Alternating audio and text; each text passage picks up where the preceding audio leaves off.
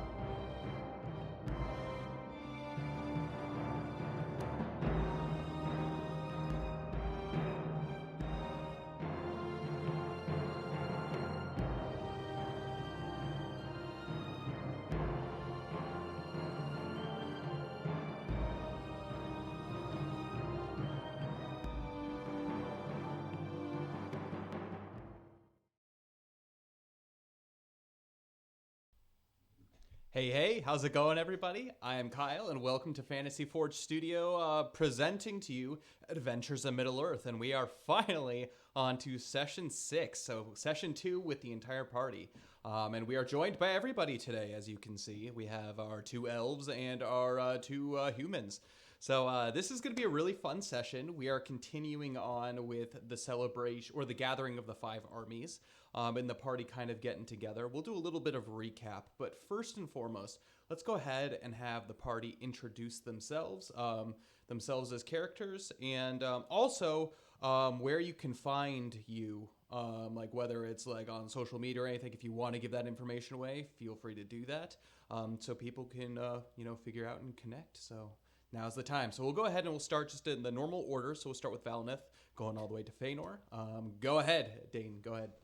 Hey guys, how's it going? Hey, I am Dain, or Forged, as you know me here at Fantasy Forged. You can find me here at Fantasy Forged. I'm one of the personalities here. But you can also follow our Instagram and our Twitter and our Facebook, all that socials, the YouTube page, and that's in the About section below. But I play the character Valineth. He is a high elf of Rivendell. He's 777 years old, and he is the party's scholar, so he's the Mr. Healy boy. And we love him. He's precious, and I'm excited to play today.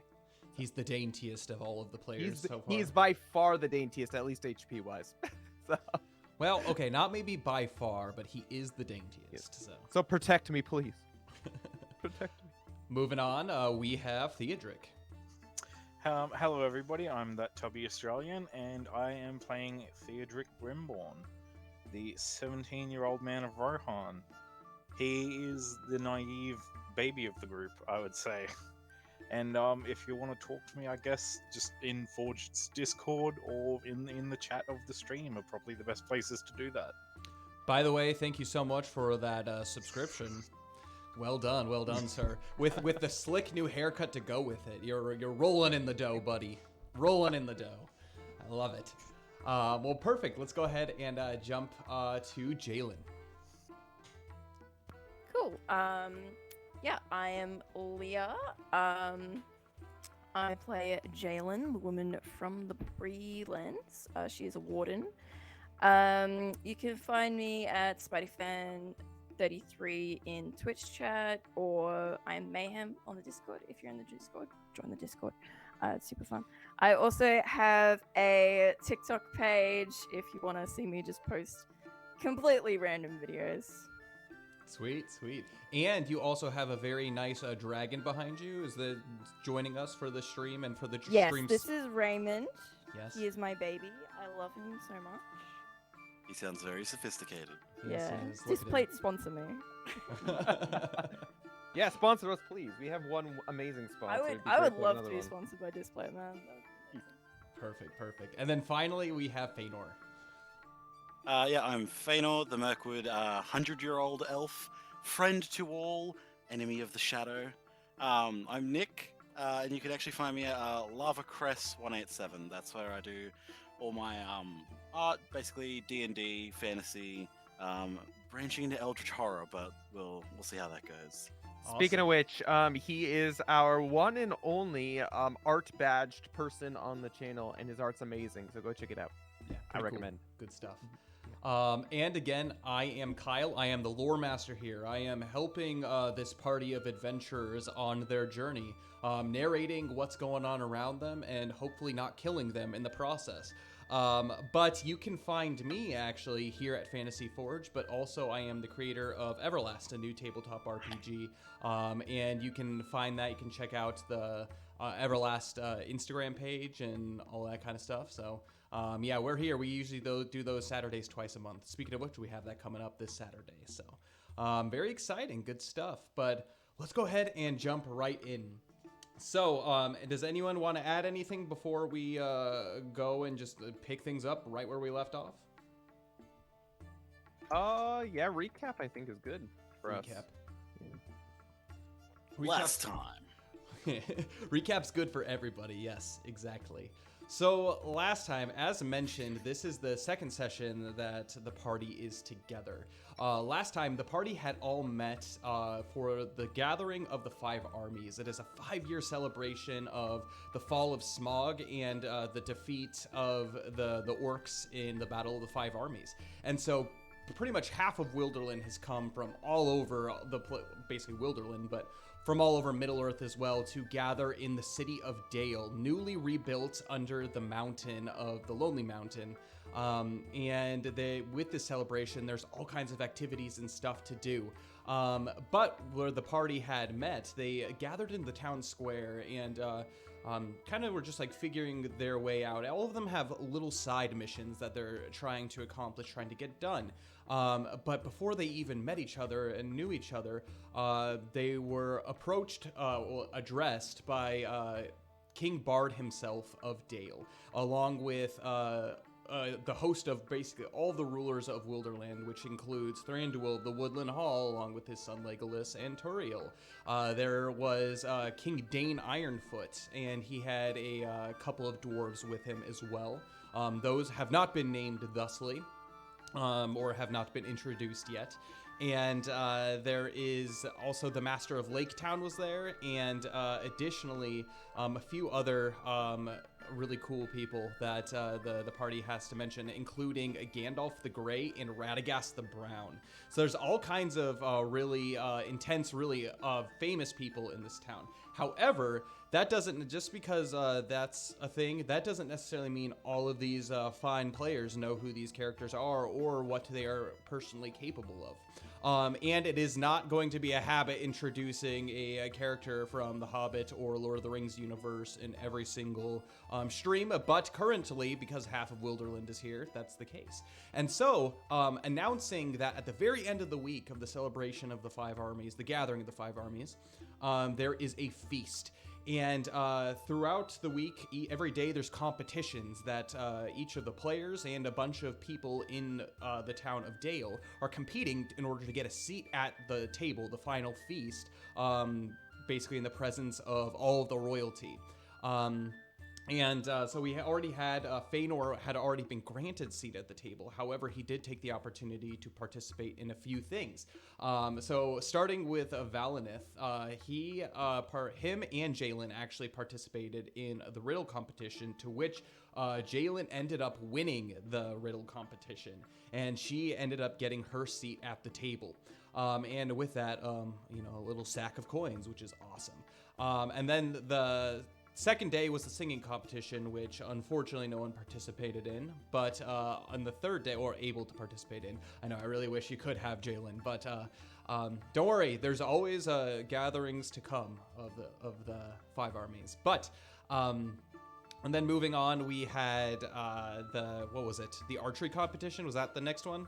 I think it was. Yeah, it was. Oh, no. Yeah. Archery competition. It was archery. Yep. Yeah, absolutely. And so, as it turned out, Valineth actually ended up winning that one out of the blue, out of nowhere, beating not only Faenor, but also some elves and some other really good archers, especially a favorite that was there, supposedly supposed to win. My sword. Oh, I love it. And then what else? Who else? And then so that ended up happening, and that was awesome. And then the next was, oh, we got all kinds of things going. We got some followers. Thank you, Foggy Ghost Boy and Xpro died. That's great. That's nice. Awesome. Thank you guys for following. But and then we had the next competition, which was basically the horse riding competition, to which Theodric, the young 17-year-old boy with Baradarok, his horse from Rohan, ended up taking second place behind Faenor and his Nymphiarion, which is the white stag of the Mirkwood.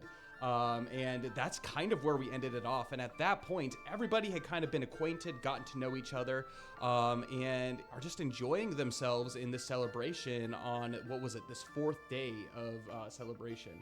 And so they are all gathering, and they have gone to the Missing Scale. So the Missing Scale is the main basically tavern at the far west of the city, to which they all have gone to drink, and they all have gone to gather, finally as a united party, seemingly figuring out what to do. So we're actually going to take the beginning of this session for your players, you guys to get acquainted with each other. It's assumed a little bit that Valineth and Jaylyn have spoken a little bit before as they met on day 1, but this is going to be your guys' opportunity at the Missing Scale to introduce yourselves to the party, along with telling all the information you want to tell them. So again, we don't metagame here, but so you might know some people's backstories, but this is your opportunity to reveal what you want about each other to the party, just so everybody kind of knows what's going on with your guys' characters, so you know going forward, these are the things that I know, these are the things that I don't know. So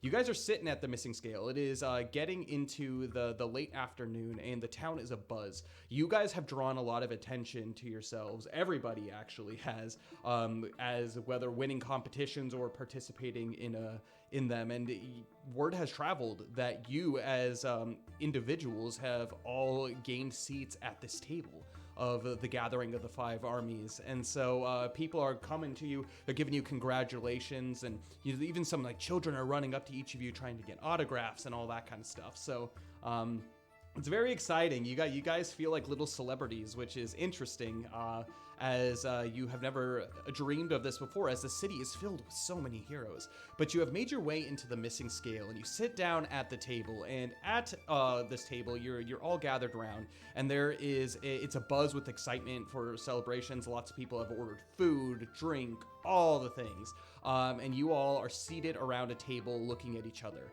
and I'm gonna go ahead and hand it off to you. I'm just gonna ask a question, because Yes. I asked this last time. Because last time I was calling it the Missing Scale. Yes, But when I asked, it is told the me Missing was Scale. Broken Scale. Yes, it's the Missing Okay, so we Scale. changed it again.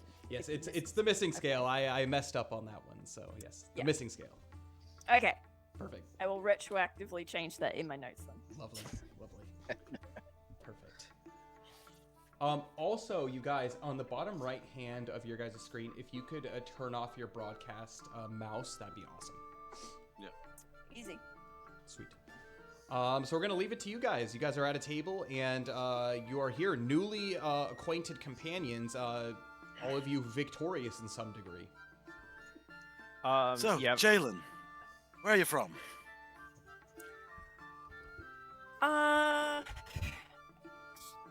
Do you know where the Brelands are? Faenor, most likely you don't. Sure, yeah. Just somewhere off in the west, right? Just west of Mirkwood. Kind of. You see those mountains way over there in the distance, mate? We are inside, but I get the point that you're making. Yeah, no, you know those mountains over there? Yes. On the other side of the mountains, and then probably like this length again. Pretty much. Like, Travel is that quite about far right, to get Valineth? here. Yeah. Like, you start walking that way, and then after, like, how many months would it be? It's a long way off, Jaylyn, of course. Yeah, it's a long way. I would say I've been traveling for 2 years, and this is my first time in Dale. And Valineth speaks up, and he actually looks over at Faenor. Faenor, actually, you said you know where the Brelands are. Have you been to the Brelands before?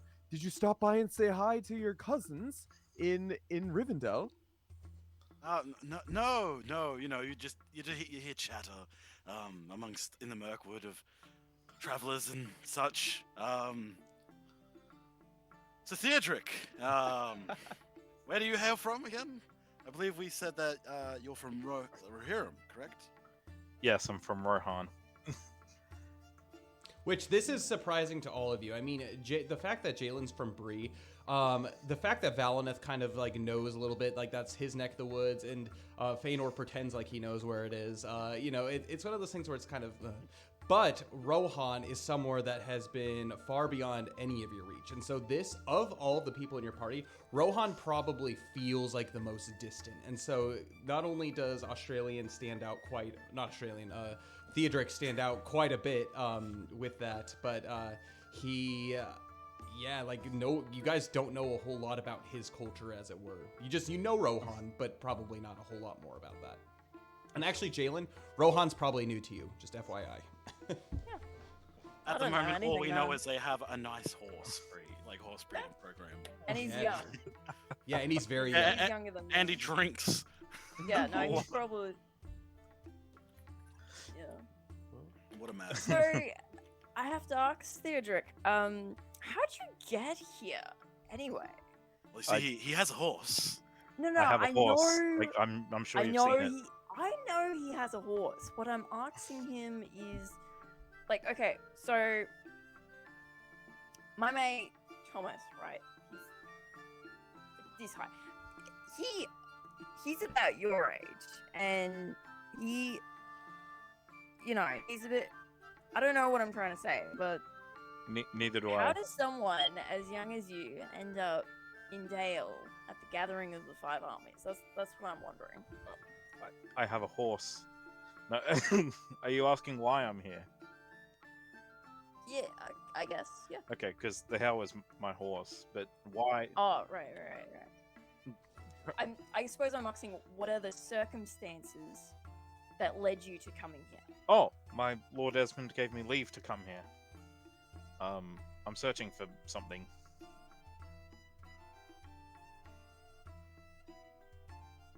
Silence fills the room. Everybody looks at each other expectingly, waiting for more words to come out of Theodric's mouth, but his mouth remains tight. Someone. And I guess. Valineth looks at him and is just trying to peer through him as if he can see anything, and he's just like, interesting. Do you happen to be looking for your father as well? No, my father's dead. Oh, Are you looking for your father? I mean, I'm hoping my father hasn't met the same as yours. I am sorry for your loss, my good sir.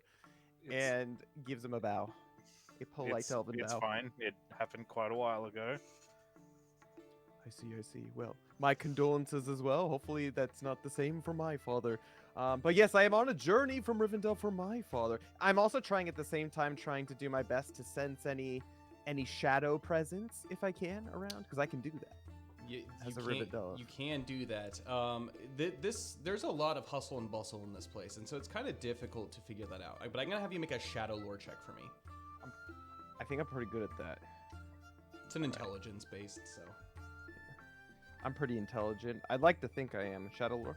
Shadow lore. Yeah. All right, shadow lore. Hey, first shadow lore check. Whoops. Roll that dice. So we're back on the phone today. Hey, it's pretty good. 16. 16. You look about you as you kind of vaguely talk about your story. You don't feel any immediate presence of shadow or evil. But one thing that you have learned that while your time on the road is in a matter of time, shadow does find you. You actually have almost kind of this aura about you, being an elf of Imladris, being a high elf, that, you know, your presence is absolutely felt by everybody in the room. And which also attracts things of shadow. But at the moment, you cannot sense anything or anyone that is in the presence of shadow. Okay. I was just wondering to see if I could get any clues or anything. But actually, Valineth speaks up to Theodric. So Theodric, have you ever seen an elf of Rivendell before? And he like puffs out his chest like this, trying to give him a nice view of what an elf of Rivendell looks like. No, this is my first time seeing anyone who wasn't human. Oh, drats. I thought maybe you have seen my father. But I have... seems to be incorrect about that. Well, it is nice to meet you either way. It's nice to meet you too. You know what's blowing my mind is that of us, 3 of us are actually looking for someone. Oh, I found everything that I need. Like, Yeah, speaking of, how come you already had an invitation? I'm sorry, but that's classified information. You know, Oh, and strict come orders on. not to talk about it. Mate. Okay. I don't know. Well, that was easy. I'm gonna have Fair dinkum. I'm gonna have all 3 of you make an insight check. Not Faenor, but Good luck. Oh, that's not great. That's a 9. I got a 20. Yo, let's freaking go, Theodric! Not a nat 20. It was 19 plus 1. Still a 20. Yeah. pretty darn good. Man, my computer is lagging so bad right now. Yeah, it happens. Yeah, amen to that. Titus is just sometimes I'm rolling chugging around pretty on the bad. screen, like, pixel by pixel. That's why I use my phone, because that was the case for me. If you have Smart. D&D Beyond open on your phone, it's way quicker. Okay, I did get a natural 20, Oh. so Oh. let's go. Valineth, you're still attempting to feel the presence of shadow in here, and so you're looking Yep. around, and you're just like, okay, like no more questions asked. And then Theodric, you look at him, and you can sense in him that he's not telling you everything. However, the words that he chose, he does seem to be telling the truth. But he does seem to be withholding something. And then Jaylyn, with your natural 20, beautiful, I love that, by the way. You look at him, and you sense the same thing that Theodric is feeling, so you can tell he's withholding something. However, your eyes are actually drawn to a necklace that he is wearing.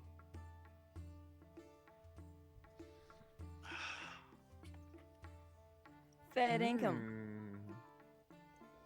I don't notice this, do I? So you have You could notice it. absolutely no idea how you managed to acquire this invitation.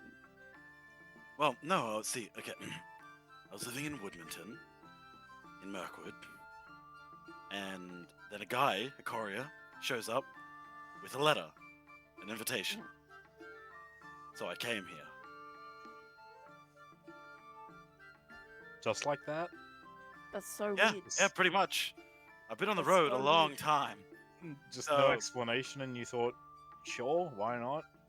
Well, it was sent to me from the king, and I move around quite a lot. It gave me a direction to go. The king? Why, that seems quite prestigious. What gives you the rights to have that? I mean, you're quite fantastic with a bow, as I saw, and you got a magnificent steed. Do you happen to be Yeah. related to King Thandrul at all? No. Look at me. Look at me. I'm looking, yes. Do it yes. again. Do it again. I'm Do looking. I yes. look related to King Thranduil? Well, you got the same steed as he does. That's quite a rare sight. Yeah, but I met. Well, to be fair, And I don't really know what this king looks like, so you could. that is an excellent point. I guess I shouldn't assume you think all elves look the same. No, yeah. Okay. Okay. All right. All right. I understand. But you know what? I'm glad that you brought you here, because you are quite good company, my friend. And he does a cheers, and he just yells in the middle of the hall, huzzah! And that's all he does. So Jaylyn, with that also that nat 20, and your eyes were drawn to this necklace. You notice that there are 2 things hanging from it.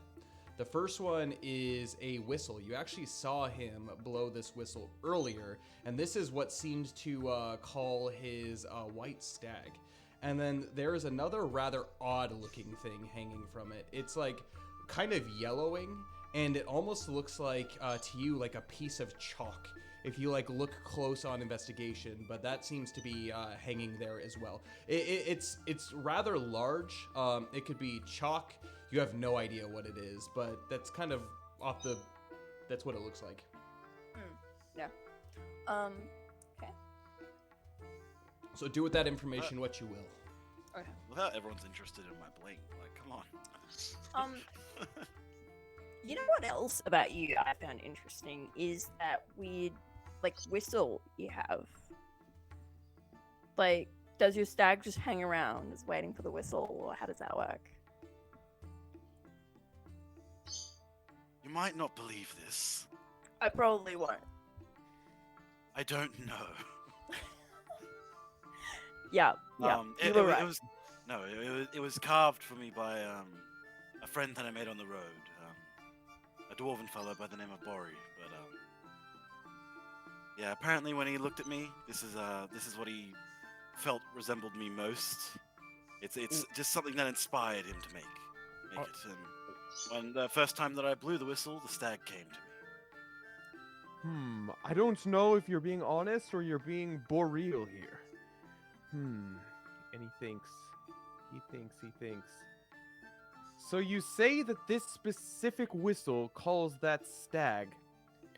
Does this dwarf have anything to do with Andrew? I don't know. He's overthinking everything at this point, Valineth. He's just in his own little world. He's not even really listening to what's going on. Well, he was a merchant, so I don't know, maybe. Well, no, to be fair, him and his band hadn't really been, like, him and his little gang hadn't really been through the Mirkwood. They were trying to make their way back to the Misty Mountain. So let me get this straight. A dwarf carved you a magic whistle that summons a white stag that is only written by elven royalty. Yeah, pretty much. Well, it wasn't the first time I met the stag, but it was the first time it came to my assistance. Sounds like a When children's was story. the first time you met this stag, dude?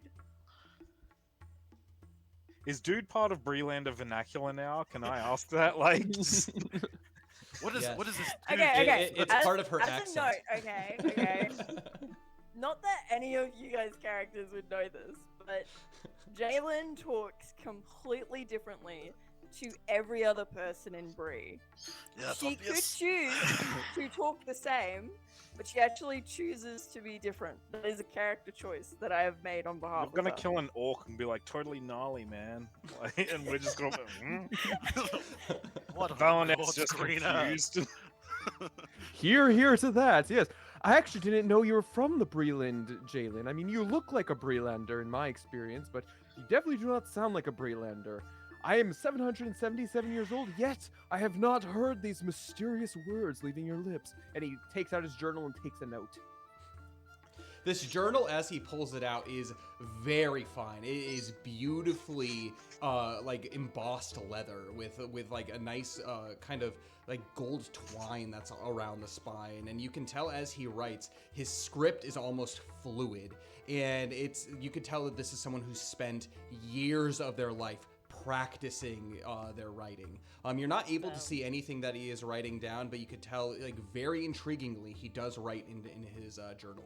It would Although- probably be in a language I don't understand anyway. So Although right above, clearly visible to everyone, there is a note that mentions brown horse. And that's it. It's big enough that everyone can see it. You've got a little drawer. I just see Broderick. It's a little flavor text. Yeah, though. mate. In answer to your question, yes, I do speak differently to other Breelanders. Okay. Personal information. Let me know if this gets boring. I grew up in kind of like a noble house. We had money. My parents were rich. Father had political aspirations. Blah blah blah blah. So basically, I spent my whole life being taught how to present myself and how to like be a lady, be a noble. I like that was fine for a while, but then I realized I don't know, it just never felt right. Like, yeah, I could be that person, and I could talk like this, don't you know, and the lady and the daughter that my father always wanted, and my mother would be proud of, but it didn't feel right for me. You know, wearing all the dresses and Actually, all the- Jaylyn, actually maybe Valineth as well. Mm. How do I equate myself with a human king? It's not an experience that I've had to deal with. I know how to greet King Thranduil, but what do You do have for a come human? to the right person. I mean, if you want fashion advice, Oh, Yeah, dear God, you where have I look at him started? and he's literally wearing like this like very commoner's worn traveler's clothing. It's like the The only same thing that clothes pegs that him. they've seen me in every day. The only thing that pegs him as clothing wise that pegs him from elven descent is the fact that he looks like he has a cape that is worn by the elves of Mirkwood. But that's it. He's wearing man dwarvish traveling clothing, and it's kind of patched together. And so this question that he's asking, he looks at each of you like very genuinely curious, like, how do I do this? Like, and you just take one look at him. Clearly, he's never done anything like this before. I have a personal invitation to this thing. So the king obviously knows who I am, or at least someone higher up knows who I am. So I might be presented. So Yeah, Valineth yeah, I think we need to stands- go shopping for you, mate. That too. I think that would definitely help Jaylyn for sure. But Valineth stands up. He's like, "We're gonna give you a mini lesson," and he goes through all of the Rivendelian customs on how to politely bow in front of royalty, some things to say, and he's just like, by the way, whispering to Faenor, I mean, I love Jaylyn. I think she's a wonderful lady, but you probably shouldn't talk like that in front of the king. And oh, okay, yes, already taking notes. Go ahead and make a traditions check for me, Valineth. yeah. I don't think I'm very good at traditions. Can I say, love that he's while teaching this he's guy saying- about a culture that's not even like Oh, his. Yeah, those exactly. those who watched my one shot, my character one shot, that is something he likes to do, and he has no clue. And that is an 8 he rolled. So. Yeah, can I say what? Can he be like, oh, here's how you want to braid your hair at like fancy events with me with my like shortcut, like very plain looking like undercut. And, Oh yeah, he's with the hair. just straight up giving you the customs for Rivendell is all he's doing. So Exactly. So- Theodric just kind of looks down at his clothing and he's like, Do You're we- fine, mate. do You're we- fine. okay. Don't even sweat it. I I've haven't in years. I've never met a king either.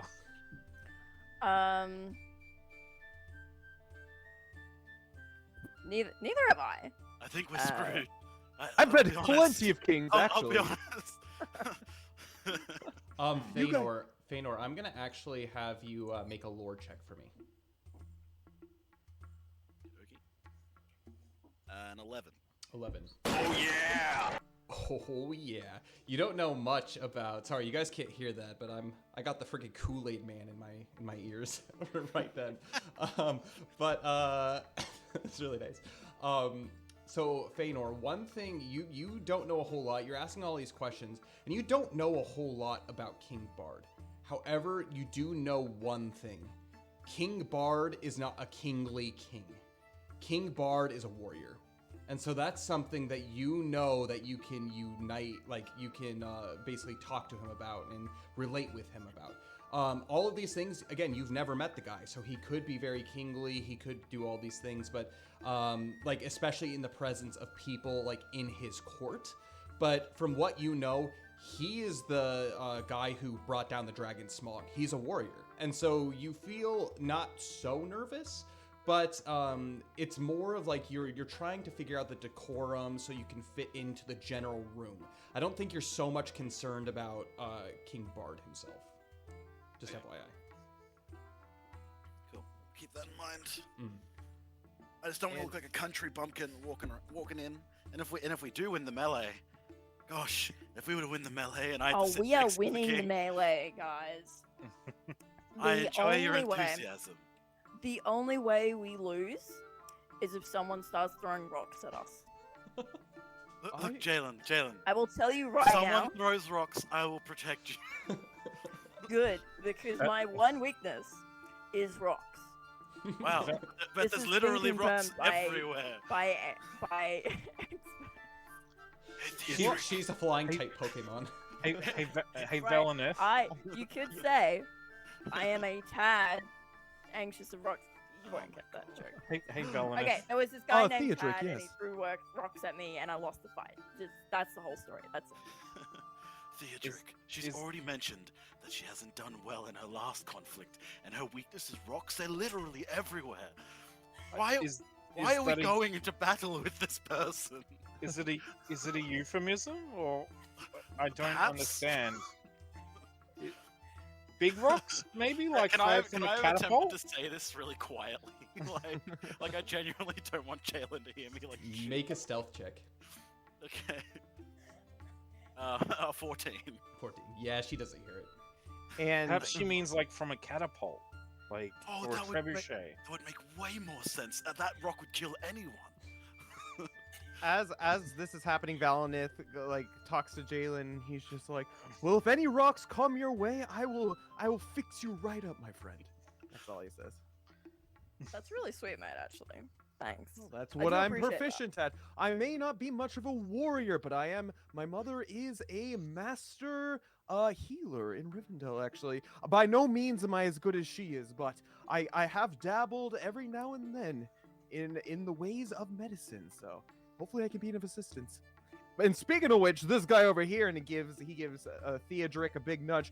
You can hold your own on a battlefield. Look at you, and he like grabs his bicep. He's like, look at this thing. This thing's as Yeah. big as my For anyone, quad. for anyone listening, Theodric is much physically larger than all three Yeah, of the rest massive. of us. I'm like Massive. 5'2". How tall is Valineth and Jaylyn? Valneth's tall, but he's slender. He's an elf, so yeah, he's not. He's Well, by like- no means a warrior. Like, it's Theodric is literally like a brick shit. To put it. So- Yes. Anyways, Theodric, what was it that you wanted, my friend? You attempted to get my.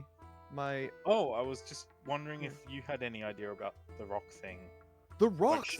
should we be worried about rocks? Like, Rocks. Yes, everyone should be worried about rocks. I've seen quite a few rocks in my time. However, I have never run into any problems myself. However, I am here in case you need me to heal I those bumped rock Jaylyn wounds. and like I bumped Jaylyn like he's probably older than some rocks. Sorry, I didn't hear that. Oh, he's probably older than some rocks. Yeah, I know you're 777 trying to make seems a old. funny joke right now, but I'm 100% serious about the lethalness of rocks. Oh, I do not doubt you, Jaylyn. By any means, I will protect you from those rocks. See, the way you sound that, the way you say that, makes it sound like you're not taking me 100% seriously. The way I say what? This is how I talk. I am a man of You an know elf what? of Rivendell. That's absolutely correct. I wouldn't Fair enough. read too much into it. Yes, my kind are good at throwing insults, but I am not one of them, so you can take my word as being true. Make an insight check.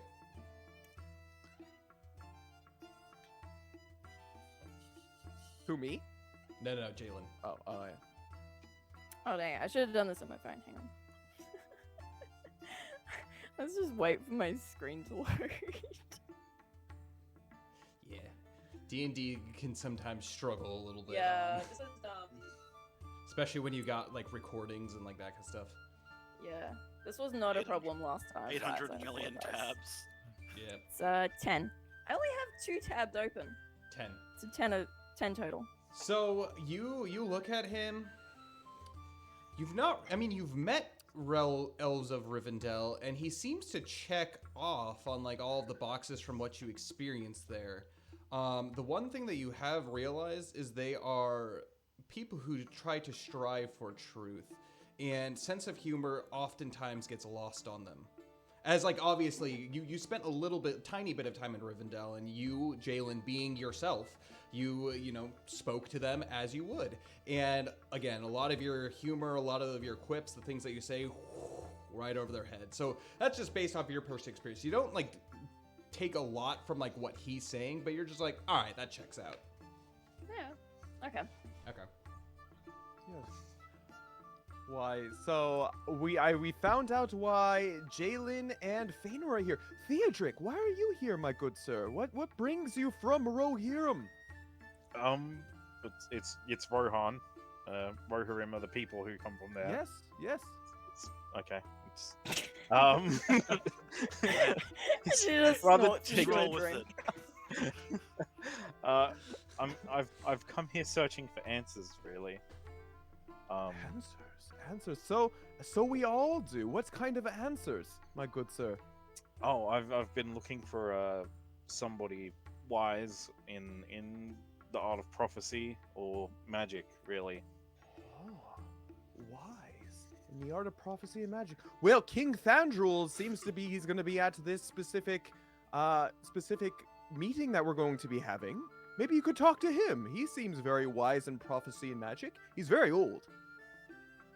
I mean, perhaps it might be a better option than what I've currently got lined up. Have you tried seeking out a wizard of some kind? Perhaps someone who's like trained in magic may be able to help you on this quest. I think So I found one. FYI guys, kind of a little bit of lore that you guys all kind of know. Magic exists in this world, but it's almost as if it's like myth. So these are things that like for thousands of years, like magical acts really haven't been done. Like for example, I would say like Valineth would probably be the only one of you that like even knows who Gandalf is. Just off the bat, Valineth would be. And so the fact that magic, like you found someone, Theodric, that knows magic, it is kind of incredible that you have, as like nobody knows magic except for wicked things and evil things. But magic does exist, and it's thought to have been, it's almost like a mythos type thing. That it exists, but it's not very overwhelmingly present. Faenor, you do know a little bit of magic in the form of elf lights and wood elf magic, and so a little bit of what Valineth was saying actually does check out. So King Thranduil probably does know a little bit when it comes about magic. You don't know about prophecy, just FYI. Yes, I've met someone who claims to be a wizard, but he also had a bird in his hair. A bird? Would yeah. Valineth know What? this fella? Or at least have heard of this fella? Go ahead and make for me really quickly, Valineth, a lore check. So he could have 13. been insane. This individual, unless he is specifically named, just from the fact that it's a guy who claims he's magic with a bird in his hair, you can't deduce anything from that. All right, sounds good. Well, that sounds kind of like a crazy man to me, but you know what? Sometimes the craziest are the most powerful, for so I've learned. Yes, but maybe talking to King Thranduil might be a good idea. Don't worry, I will help you with the mannerisms. I'm sure Faenor could help you as well, being kin to him. Well, perhaps. Like, I did recognize some of the Mirkwood elves that were up there, some of the other elves. Not really close with them, though, but I hope they might know my name. It's been a few years since I've been around this area. Ugh. As you guys continue conversation and get to know each other a little bit, a man comes to the table. It is a rotund man, but he is someone who is very familiar, especially to Jaylyn, and actually Valineth too, as he is the curator of the Missing Scale, and you know him by the name of Elok. So it looks like we have a group of young champions here at the Missing Scale. Tell me, with all that you coin, can't call him young. He's over anyone over a He's century is ancient. not young anymore. And why, I mind you, our kind Faenor live forever. I am quite young and ripe as a rose, those might say. Yes. So I do have a question for you. You all are here together. This means that you've become friends, perhaps. Is that true? Why, this is the finest group of people I have met in my journeys. Is it? I would like to insight that. Okay, go ahead and make an insight check.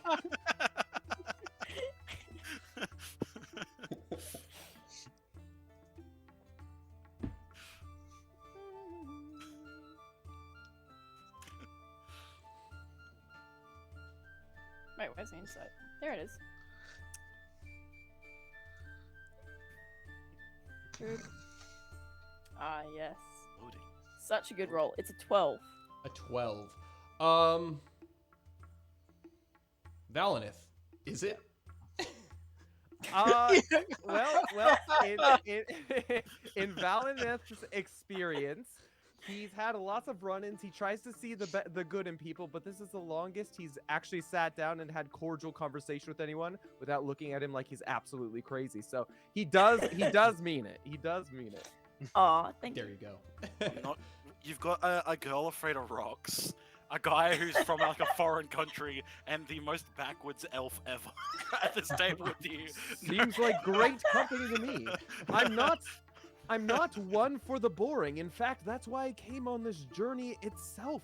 I mean, I love Rivendell and I love my homeland. However, I wanted to seek adventure, obviously seeking my father, but there's more than just what's written in books. And you know what? The people of this land is what makes this land unique. And you are each unique in yourself. So I feel honored to be among such wonderfully unique people. Ah, yes, indeed, and honored myself. Actually, I do have, seems you all are well-rounded in the ways of the world and your time here. And Jaylyn, we've come to know you pretty well here at this establishment. I do have a question to ask of you, however. And he pulls you in a little bit. So all of you seem like a good sort. There's been problems with pickpockets in my establishment, and I keep having the guards here in Dale breathing down my neck, so to say. If you could keep eyes out, especially around here, but throughout town, make sure just to keep an eye and to realize that it is not because of me that people are being pickpocketed. It's because of this festival and these festivities. Of course, people won't try to pickpocket you as champions of these competitions, but again, you have earned some coins, so just fair warning to you. Keep a close, a tight fist on those coin pouches of yours. Well, guys, we may have all made some coin, but I spent it all immediately. Oh, so indeed. I don't have to worry about pickpockets. Well, look, if I see one, we'll have a good scrap. Well, do be careful. The guards here in Dale, they don't take kindly to violence within the city walls, that's for sure. And if they see you fighting, regardless of whether you are protecting your own, the best thing to do is perhaps to call for help. If you do find anything down here in the city. Outside the city walls, feel free to do whatever you want, but not in this establishment are we going to have any roughhousing. And and he kind of like thinks about it. Clearly, you can best any just call a common pickpocket. That is for sure, and the more that you make a name for yourself, the more that you put targets on your backs, and the more time that you spend here, the more eyes are drawn to the missing scale. I'm just here to check to make sure that we're on good terms here, perhaps, and perhaps, I scratch your back, you scratch mine. As long as you keep the ruffians out of here, I will allow you all to stay here, at least for the duration of the festival. How does that sound? Free establishment, free bed. Do I get free food? Some, yes. Alcohol is not free. No. Yep. Okay, guys, we're helping him. Aye, that sounds reasonable enough. I can't afford to pay. So, This is a merry establishment. Huzzah! And he cheers one more time. And everyone around looks around and they go huzzah, like everybody in return. It's a jolly good time here. It's late afternoon, and people are celebrating like it's midnight. So Speaking of which, Kyle, we still Faenor still has the party he has to get to, and then there's also the joust. Are those today? Are those tonight? Or are those? No, we had the joust already. We had the horse show, riding. right? So there's horse riding, and then there's joust. Joust is what is going on tomorrow. The next day is actually the masquerade ball, and then the day after that is the melee, and then on the final day is the feast. Okay, cool. So, you still got a few things left to do, but if there's nothing else for you guys to discuss, we can move on, go on our merry way, and kind of progress. How does that sound? Yeah. Perfect. Sounds good to me. Are we all good? We're all good? Mhm. Perfect.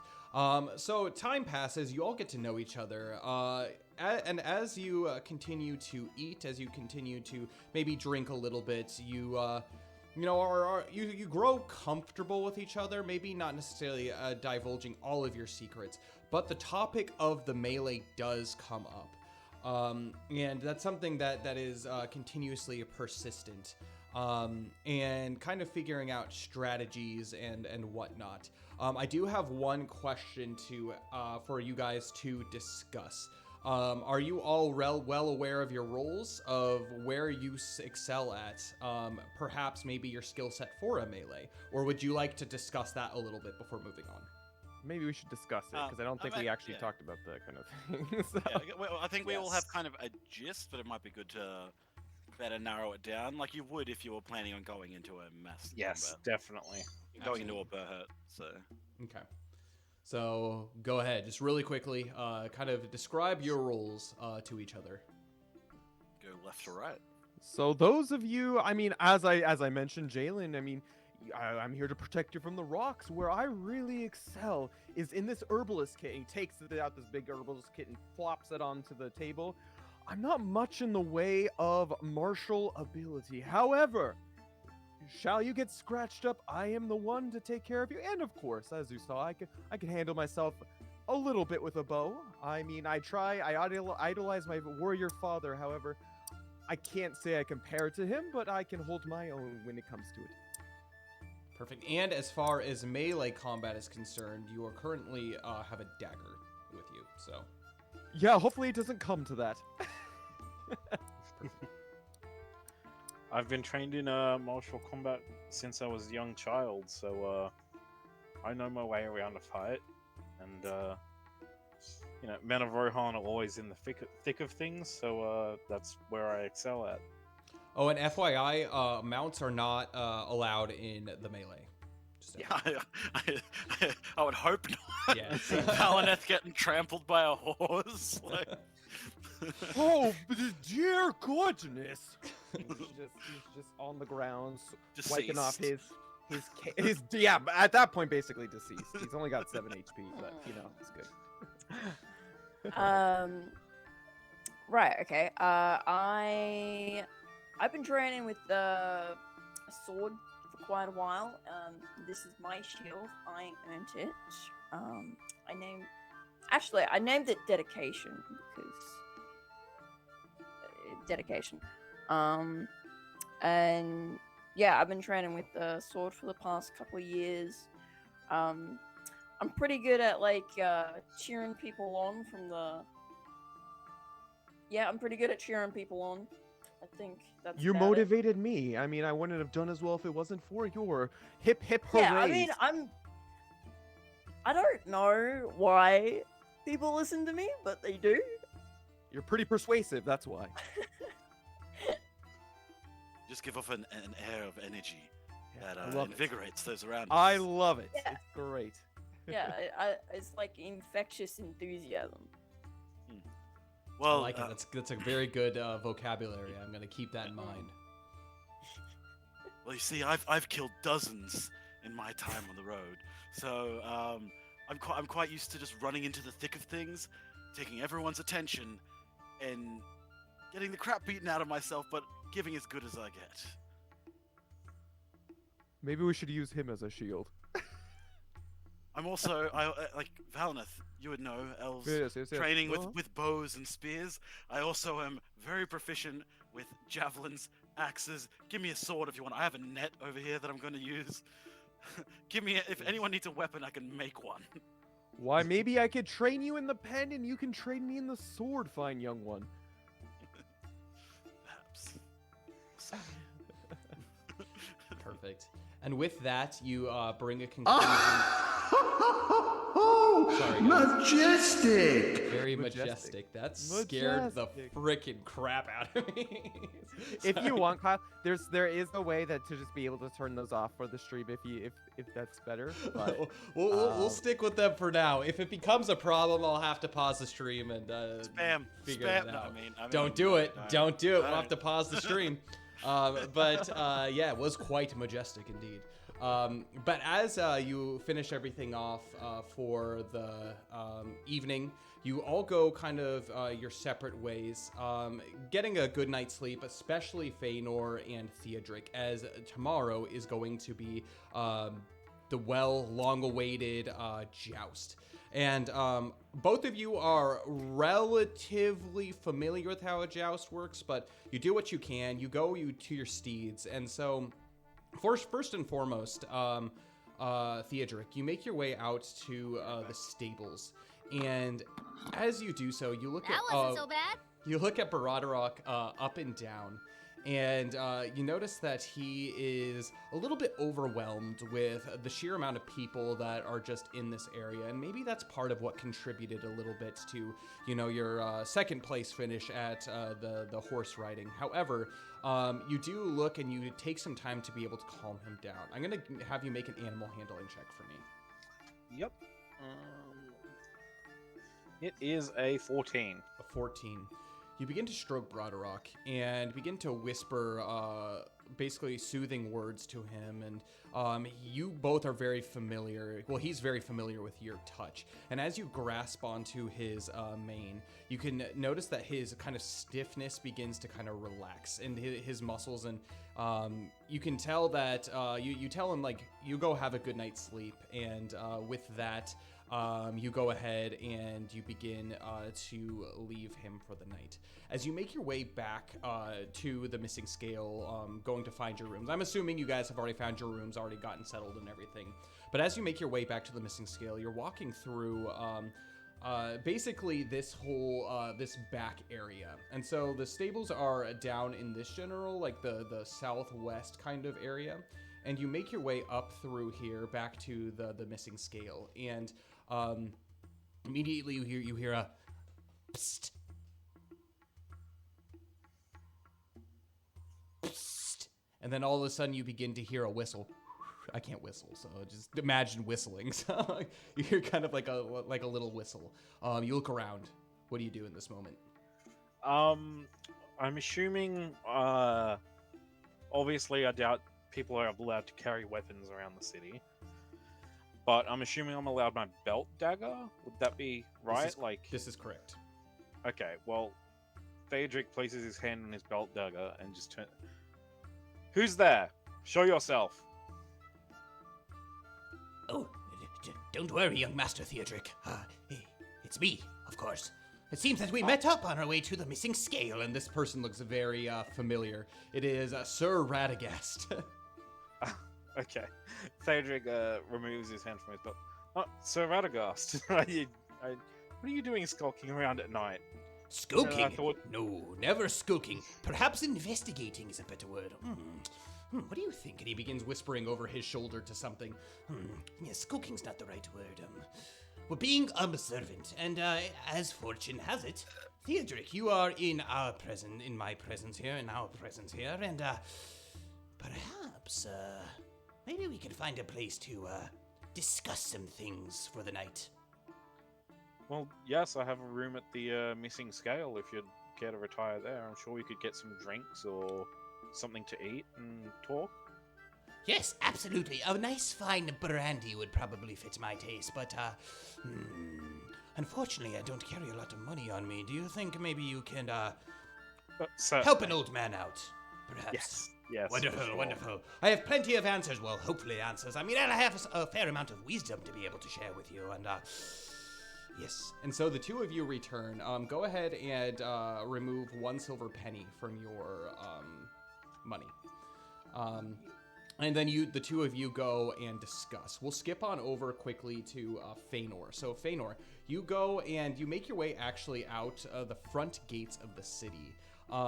These are open, and as night is beginning to fall, you blow your whistle, and you walk a little bit, kind of a little bit out of sight, ducking around kind of the corner of the wall as your majestic, beautiful horse,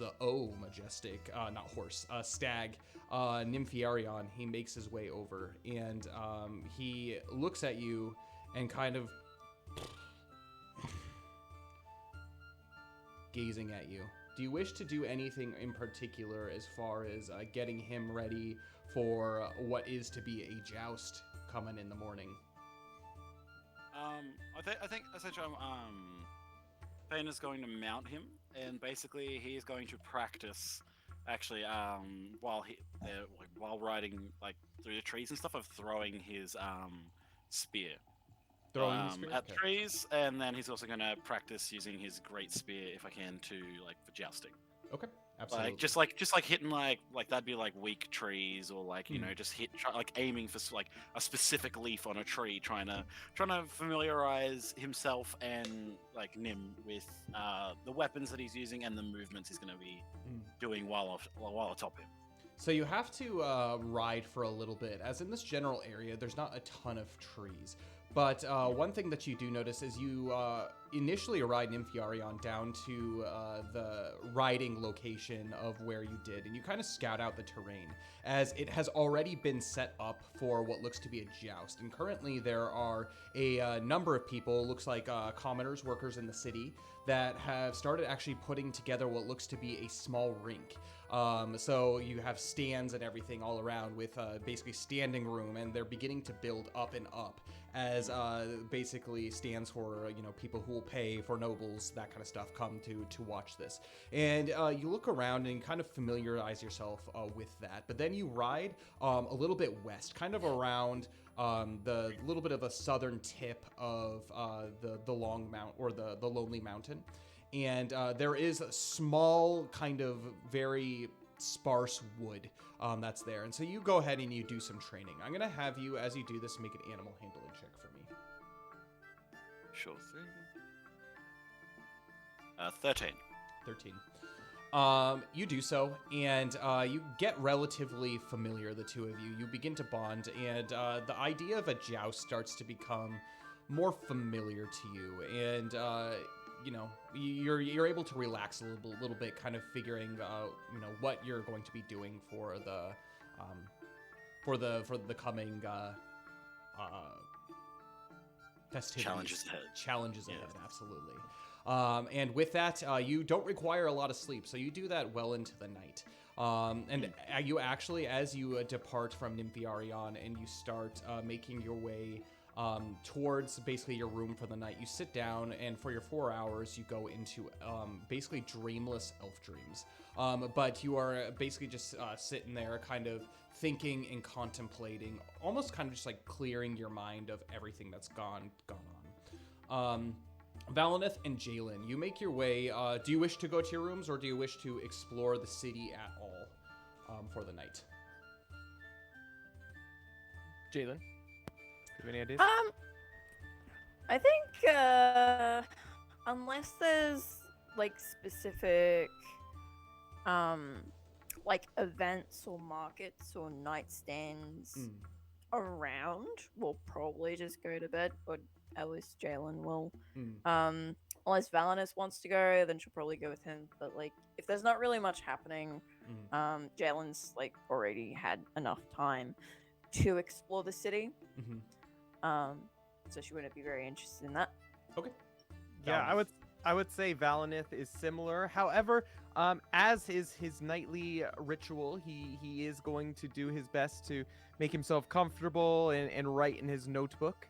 Mhm. And he takes it out. Is there with anything quill in hand. specifically, yes, that you want? Yeah, with quill in hand, and in fashion of how he normally does, he titles the passage, "Father, I hope you are well. I wonder where you are. Today I have met some wonderful acquaintances. I would say, perhaps even friends?" With a question mark. "I don't know where this adventure will take me, but I find that this is where I am being guided. I can't wait for the future, and hopefully this becomes something, and I hope to see you soon. Valineth." Faenor. Gonna go with a little bit of a rasp. And he closes his journal, and then he goes over and knocks on Jaylyn's door. I'm assuming you're back in your room, right, Jaylyn? Yeah, sure. Why not? All right. And he calls through the door, and he's like, "Jaylyn, may I have a word?" Yeah, right. I'll open the door.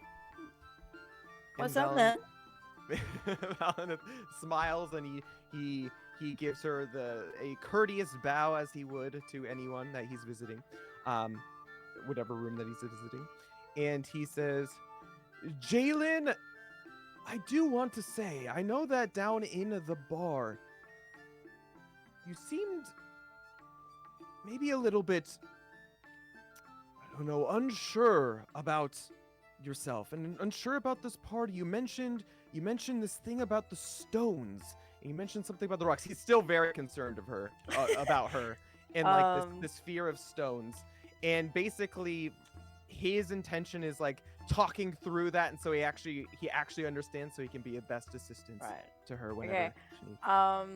Yeah, in that being the case, I will invite him inside to talk properly.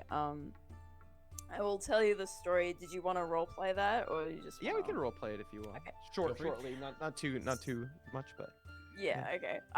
Kyle, just cut us off if we're going too long. Perfect. Cool. So, do you want the long story or the short story, or like somewhere in the middle? Well, you mentioned something about it being your weakness. I'm curious about this because rocks themselves, yes, they can be dangerous, but I've never encountered such a thing. Are these rocks alive? Do they move around? Okay. He's very confused. I was kind of joking earlier, like only half joking. There's something you'll need to learn about me.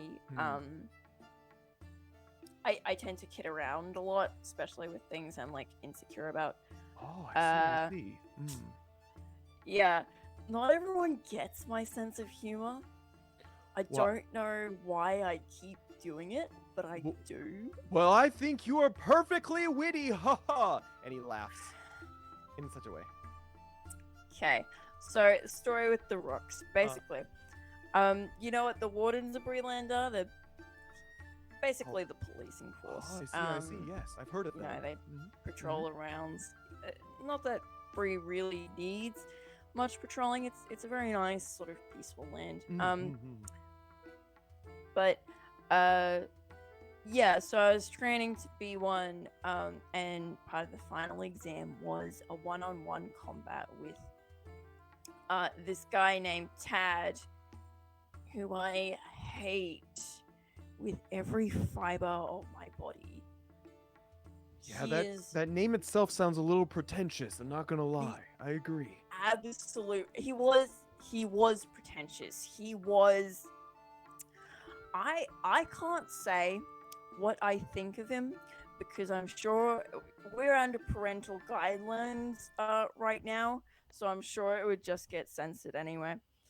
But basically, that's who I was up against. This rich, noble kid who put all this money into a decent armor and a shield, and he wasn't even interested in fighting me because he knew I could beat him. So what he did was he stood 20 meters away, 20 feet away, for those of you who don't have the metric system, 20 feet away, and he would throw rocks at me. And he won. And I lost and I couldn't get into Wardens that year. And that's what happened. And true, since then I have won battles, and I'm starting to build up my confidence again, but in a situation like this where it's not a life or death situation, it is just for sport, it is for a prize. It's different. I see what you mean. And Valineth sits and he thinks to himself, Jaylyn, if you don't mind me giving you a little bit of advice. Yes, If you're gonna tell me how strong I am, I've already heard it. not necessarily that.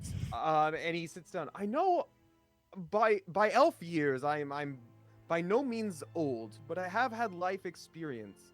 And from what I've heard about your story and this rock throwing hooligan named Tad, you did mention, he doesn't seem to be a warrior. I don't think you have anything to necessarily worry about. If anything, he seems a little bit cowardly. I don't think you have anything to worry about. Cowards sometimes do win in my time. Yes, the strongest hasn't necessarily always come out on top. And so I don't know how long you've been carrying this with you, but I don't think you have to worry about Tad here. As long as you rely on those people that are with you and you rely on those friends with you, I think we have enough to overcome, don't you say?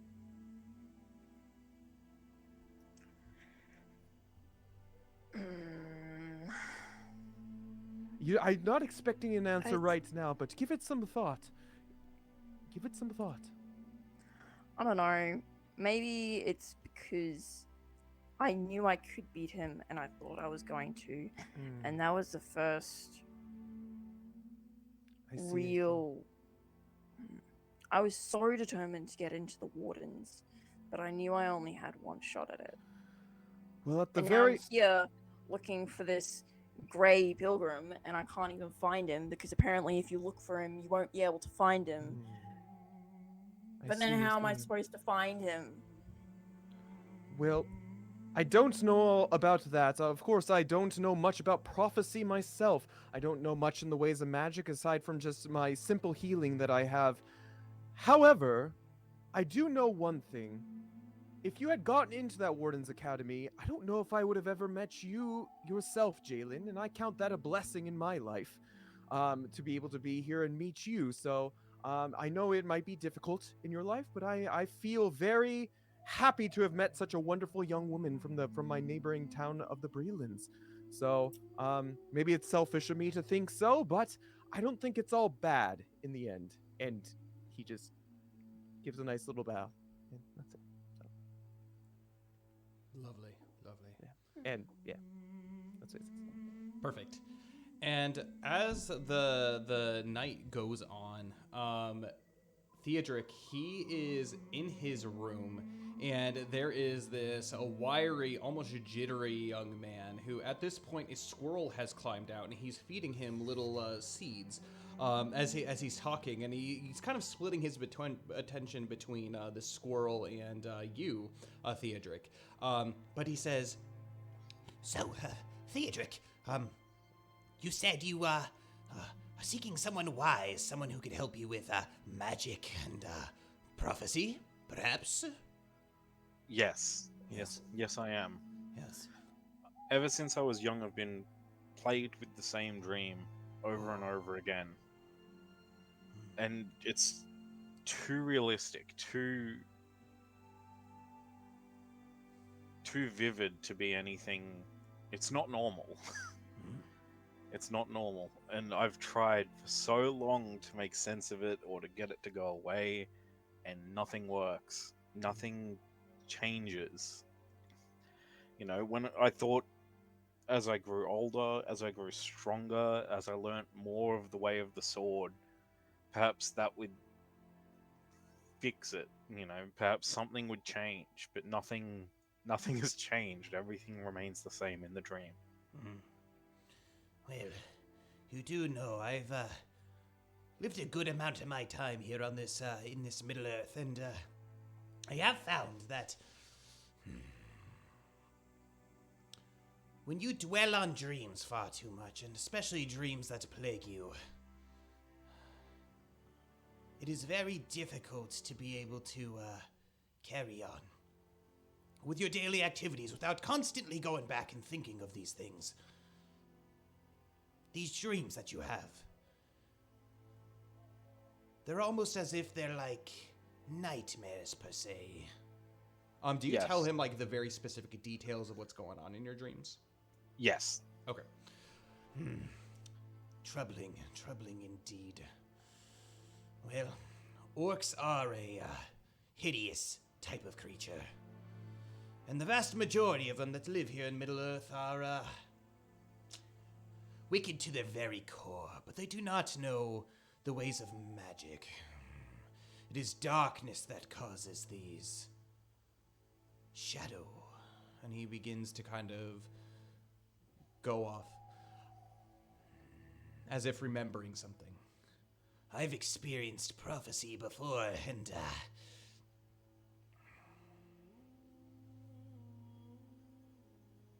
have you heard of Roskabel? Make a traditions check for me.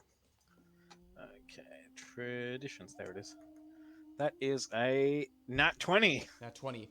You've heard about it. Actually, this is a place that you know that you haven't really heard about it except through song, but there is the word of basically a song that you heard from your people that you heard growing up about a wanderer within the woods of Mirkwood, and he lived in a small forest of Roskabel. Well, in a town of Roskabel, but his house is surrounded by a forest. And as you begin to think, the Roskabel comes into your mind.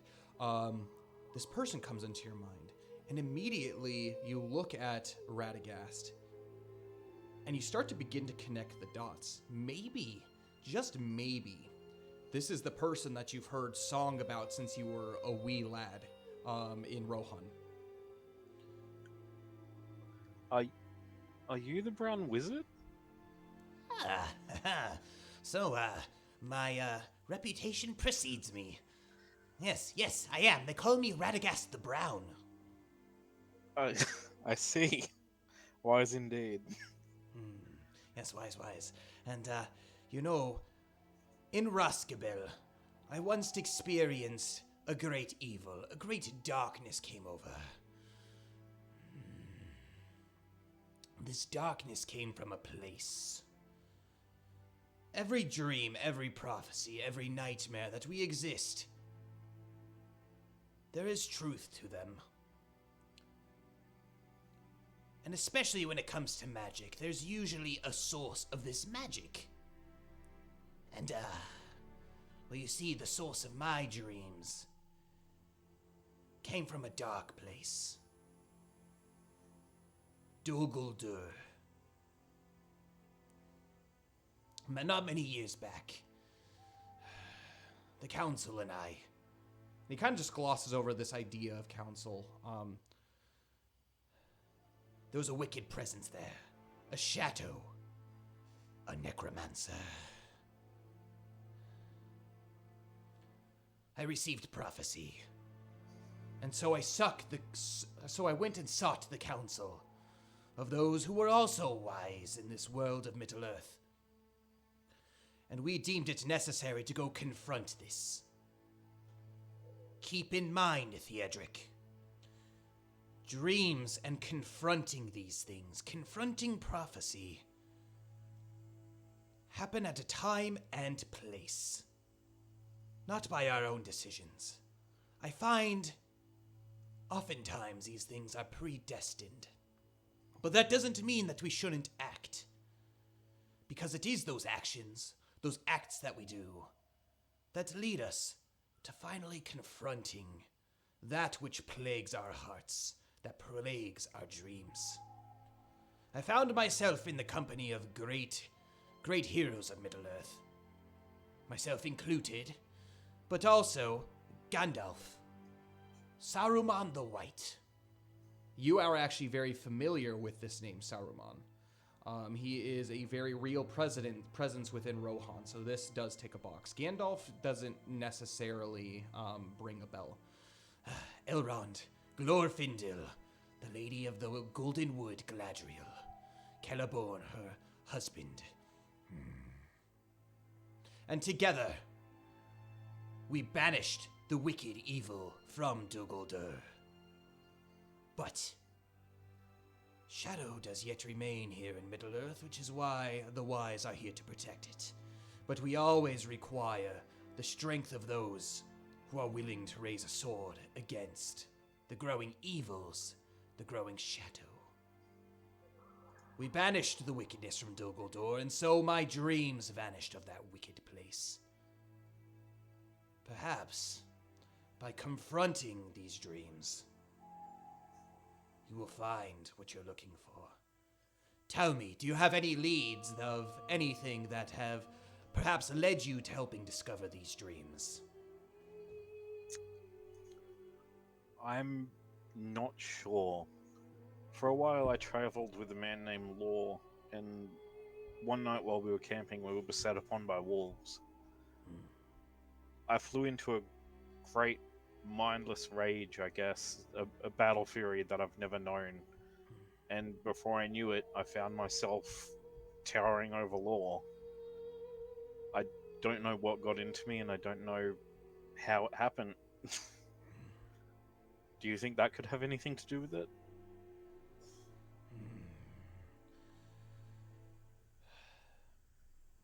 The condition that all mortals here in Middle-earth, even those who are immortal, we all have the potential to do wicked, evil things. Battle lust being one of those. Theodric, I do believe that these visions, these prophecies, and your, perhaps knack for, battle lust, well, perhaps they're not completely connected. I do think that, perhaps there are strings that attach these things. Those who seek to harm others for sheer joy. This is the power of shadow. Yes, the power of shadow indeed. Tell me, what is this that this Allure fellow, did he give you anything? He looks at you as if almost knowing. Do you carry something with you? What did he give me? I've forgotten. So he gave you a small cloth, and upon it there is the sigil of Mountain Hall. Yes, sorry, I thought I added that to my inventory, but I guess I didn't. Okay. Yes, we're in my room. Of course, I have it.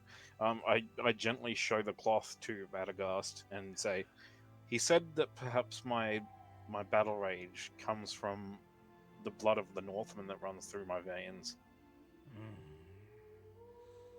Perhaps. These things do exist in lineages, you see.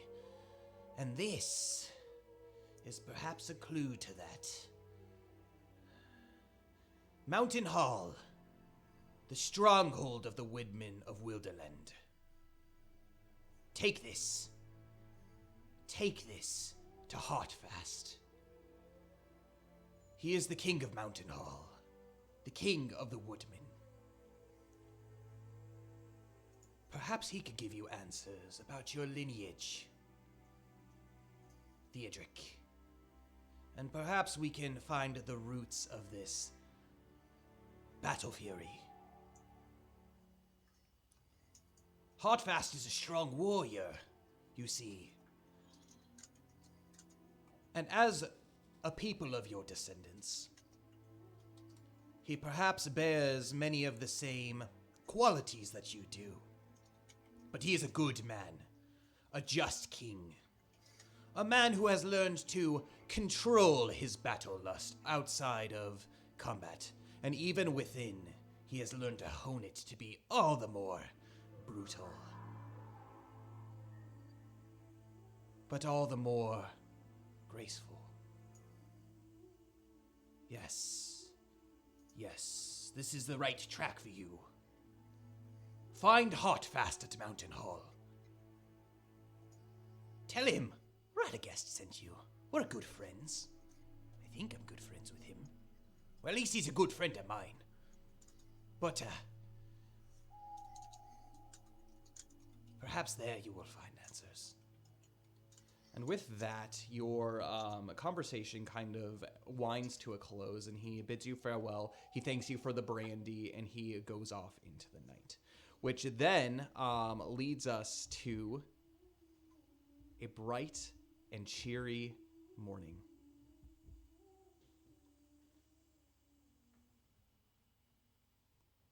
Beautiful day. Wonderful, gorgeous November in Dale.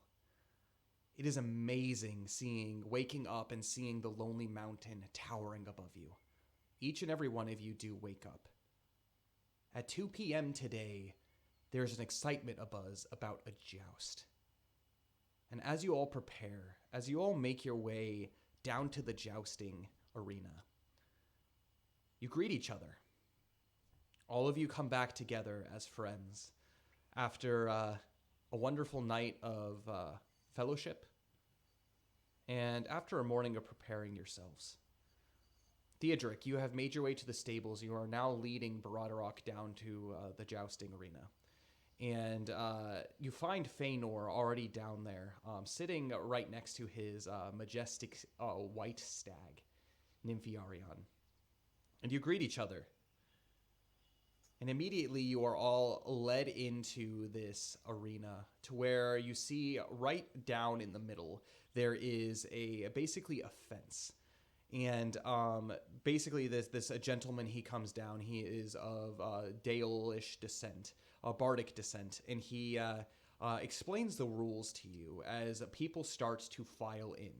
And so the question for Valineth and Jaylyn, I'm assuming you're coming to see this joust. Absolutely. Of Gotta go course. cheer on our boys. Exactly. You have a couple of options here. So there is a standing room free admission area, which you can make your way in and decide to stand.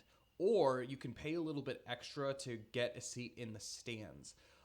This is not only going to help you to get a better vantage point, but if you want to shout any encouragement, the likelihood of them being heard or anything like that will be more likely to be heard if you are in the stands. However, doesn't mean you can't still do that from the sidelines while standing. Just the DC will be a little bit more difficult.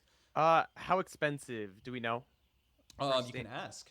And so there are a couple of seats, but the ones there's clearly a set of kind of this row that is designated and set aside for like the highest like nobles, that no one can actually purchase those seats. But the seats that are kind of more of like the step up from general admission is those are going to run you about 5 silver copper a piece.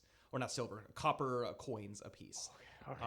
I was gonna say freaking silver. No, Copper copper a piece. Copper Damn. a piece. Which There's better be some good chairs. yeah. So a copper in this game, 10 of them is equal to 1 silver, and so basically half a silver is going to be the cost of that. I got this, Jaylyn. Do not worry. And flips a silver coin to the dude. Perfect. Go ahead and remove that from your inventory. Yeah. And you are led to your seats. You are about halfway up, and there are a number of very excited people that have gathered around you. And you can tell, you see all of the knights, as it were, down on the pitch. And they are basically talking in hushed voices or listening to this man in the middle. About a half hour passes once everybody takes their seat, and you can tell like they did not build this thing big enough. There are actually people standing outside of the stadium, so it is good that you came as early as you did to get yourself seats. But this you could tell is one of the big events, something that is very popular in Dale. And with that, you actually do notice that there are a number of individuals that have entered for this. And one, basically going down the list, as it were, you have Theodric, clear man from Rider of Rohan, stands out amongst the group. You have Faenor, an elf of Mirkwood. you two are the only ones down there that are not bardings. Every single person in there are bardings, and they all are wearing the regalia of someone that is in bardings. Not necessarily full knight armor, but they are wearing the regalia of the red cloaks and like the brown leathers and all that kind of stuff. They don't necessarily all look nobles, but they all look like they are practiced and know exactly what they're doing. They all go and they introduce themselves. And so there's horns that blast as everybody kind of makes their way into the pitch, to where at this point, everybody is going to have a chance to introduce themselves. With that, there's going to be a little bit of a check for this. So essentially there's a performance check. And if you pass with the DC that I have set here, you will actually gain inspiration to be able to use for the remainder of this. So 1 inspiration to use on any check during the joust. And this is based on how you present yourself. If you fail it, nothing happens or anything. You just don't get inspiration. So it's not that big of a deal. But you will be able to get inspiration, which basically gives you an advantage on any one of the checks throughout. The way that this is going to work, this joust, is everyone is going to be sorted into brackets. And how I'm going to do this is I'm actually going to have you guys roll. So I'm going to have the 2 of you roll 1d8 for me. Isn't this exciting, Jaylyn? As Valineth sits down in his seat. 3. I was going to ask as well. And a 2 for Australia. Okay, perfect. Have we received a long rest since the archery contest? Since the archery contest, technically your rest is not considered a long rest. That is going to be a short rest. And so, Okay. Basically the way that long rests work is if you go to sleep for a night in a sanctuary, you have not unlocked Dale as a sanctuary yet. You have to complete certain tasks or have a really good audience with King Bard in order to unlock Dale as a sanctuary. And when you do that, any rest that you have there counts as a long rest. Does that make sense? So Yeah. it's really important to unlock cities as sanctuaries, and so it's good to do things for the city and whatnot. But you are going to be in the presence of King Bard regardless, and so perhaps that could be a way to be able to get a good audience in with him, perhaps thinking for the future. But you got a short rest essentially for that. But then, so we have a 2 for Theodric. Can always roll hot, I'll tell you. And then Faenor, you got a 3. Yes. Oh boy. All right. So I'm going to go ahead 1 second while I fill the rest of these in. While we're in line, I kind of come up with the biggest grin on my face possible. It's like, hey, Theodric, may the best man win.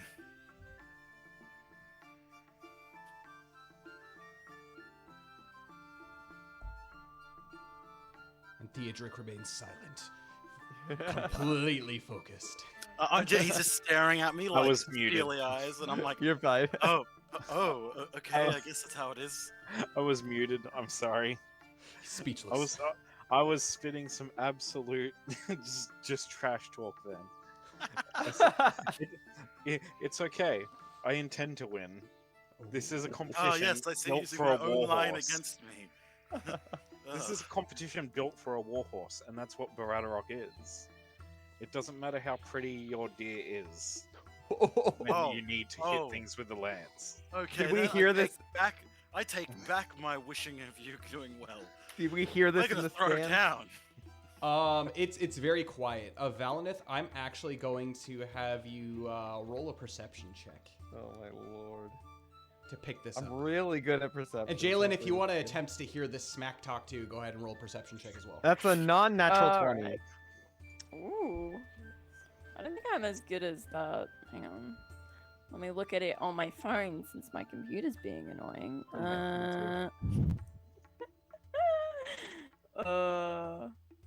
This is not saving me a lot of time. It's okay, no worries. Where is it? Perception. Boop.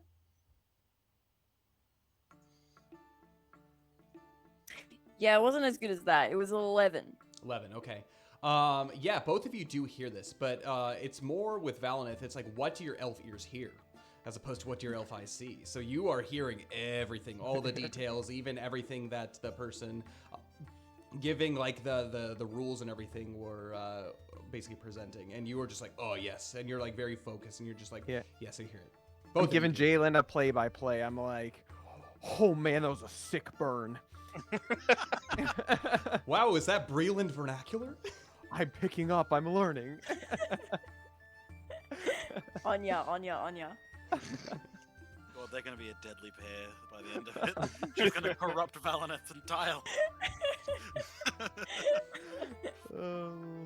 I wonder who's gonna win, and it's gonna be like another sports anime. It's gonna be great. Just Yeah, my money's on that guy, and I point to the beefiest looking bodling I can see. Yeah. So I actually made a mistake last session. Another mistake, of course, this happens. I got way too many people to keep track of in my brain. But the person who was in the horse riding competition that you guys had done the previous day, I had mentioned last stream that it was a man named Elstan. It is not Elstan. He is a different guy. The guy that you, basically, the guy that went off in a huff. His name is Garrick. Garrick. He is a barding named Garrick, so keep that in mind. The beefiest looking guy is actually a man with kind of almost graying, almost white hair. And he is a man that looks like he's in regalia armor, like completely decked out. You recognize this man as the one who stood right next to King Bard in the initial address to the people. So you do recognize. And so, Jaylyn, that's who you're looking at as far as who that would be. Yeah, now I genuinely think he was going to win. Like, Jaylyn was joking about it before, but now I think he's definitely gonna win. And Valineth, like, an astute observation. He seems to be the one to beat. And in his back of his mind, he's just thinking, like, what a majestic beast Theodric rides. Just in the back of his mind. But Theodric, with that smack topic, I'm gonna go ahead and have you make an intimidation check. What? Oh boy. That is a 16. 16. So, Faenor, you're gonna go ahead and make a wisdom saving throw with a DC of 16. Alright. 14. 14. You're taken aback by him. It's just like the sudden turn of intensity. This first performance check that you're going to have to make is going to be made at -2. Oh. Dang, the trash talk. Watch me lose after all that trash talk. We wouldn't want something to happen to Brown Horse now, would we? But Faenor, you think in the back of your mind, it's like, dang, like this kid's got spunk. He does not seem like a child. Like he is not a child amongst men with these people here. So, perhaps he can continue to prove himself. Yes, absolutely. And so they all introduce each other. Basically, what I had you roll, those D8s, those are actually your seeding. And so, Theodric, you are going to be the second seed. So that's really good. So you are the second seed, and Faenor, you are the third seed. So again, very good. You will be going ahead and basically doing kind of like a tournament bracket, as it were, as this is going to go. And so the way that the jousting is going to be is before basically spurring your steed forward, you'll make an animal handling check. And this is just like once per round, you make an animal handling check. And with that, basically, you will get additional modifiers based on how well you go, how well your steed is. With every failed animal handling check, the DC actually gets higher. And so it gives you a potential to do that. Every single strike that you are going to make is going to be an athletics check. And so with each strike, you're going to whack them, and based off of certain DCs, you'll either strike them in the chest, with the chest is going to be 1 point. If you strike them in the head, that is going to be 2 points, and if you knock them off their horse, that's 3 points. The first to 3 points wins. And then moves on to the next round. When you are hit, basically, I'm going to have you make a saving throw with essentially the same DC as the strike that hit you. Does that make sense? Yeah. Yeah, cool. And then if you fail that, there's a chance that you will be knocked off your horse. So that's essentially how we're gonna count it. It's like based on like the various amounts of points. So it's a little bit complicated, but we'll go through this together. We'll get used to it. It'll be great. But the very first person to go and introduce themselves is this actually white graying haired gentleman who comes. He is not old by any means. He does not look it if he is. Looks like he's in his 40s, and he is very strong, very built, and the crowd erupts with applause. My name is Elstan, the king of the guard here of Dale. It was back 5 years ago where I stood by King Bard's side as we took down the dragon. I stood by his side as we fought down the orcs in the Battle of the Five Armies. And today, I will show you my strength on horse. And he goes and he pets his steed. We shall win victory today. And he's going to go ahead and roll his check. Okay.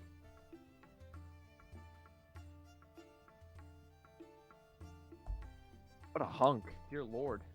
Theodric, it is now your turn to introduce yourself. Okay, do you want me to roll the check first or last? Either way, doesn't matter. Okay.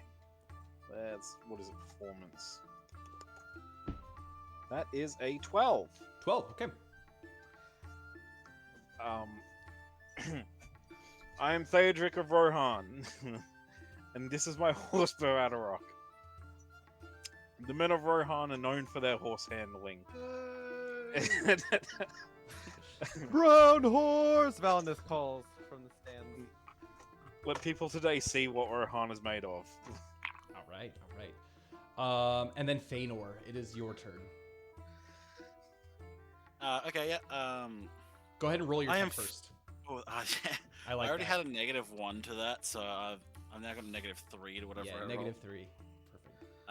13. 13. I am Faenor the Lockduin. I'm an elf from Mirkwood. You have already seen me participate in the archery contest where I was sadly defeated by my friend Valineth. But you've already seen me compete against Theodric here, and already I have bested him before. Perhaps today will go the same. Perfect. Both of you are actually going to be getting an inspiration to be able to use specifically for this. If you don't use it by the end, your inspiration goes away of this. So use it at some point when you feel like you need it. Everybody cheers. Everyone's like astounded by this stag, and just the same, everyone's astounded by Baradorok. They're actually more curious about Baradorok than they are even about Theodric, as it were. And finally, the last one comes up, and it is a gentleman with a completely black horse. And he is also wearing what looks to be basically Dalish knight armor. However, on the back of his cloak looks to be an image of a black arrow. My name is Garrick of the Black Arrows. It is I who scour these lands and protect you from the threats of evil. It is I who protects you from bandits. It is I who, and he blinks, protects you from orcs. And protects you from yourselves. There are a couple that do cheer. This here is the horse that I ride into battle. And today, we will do just the same. We will battle these here fellow knights out here on the jousting pitch. And may the best man win, and I myself do plan on such things. And he's going to go ahead and make his performance check. Nat 20s. People, everybody through the first four, they seem super excited about everything that's going on and whatnot.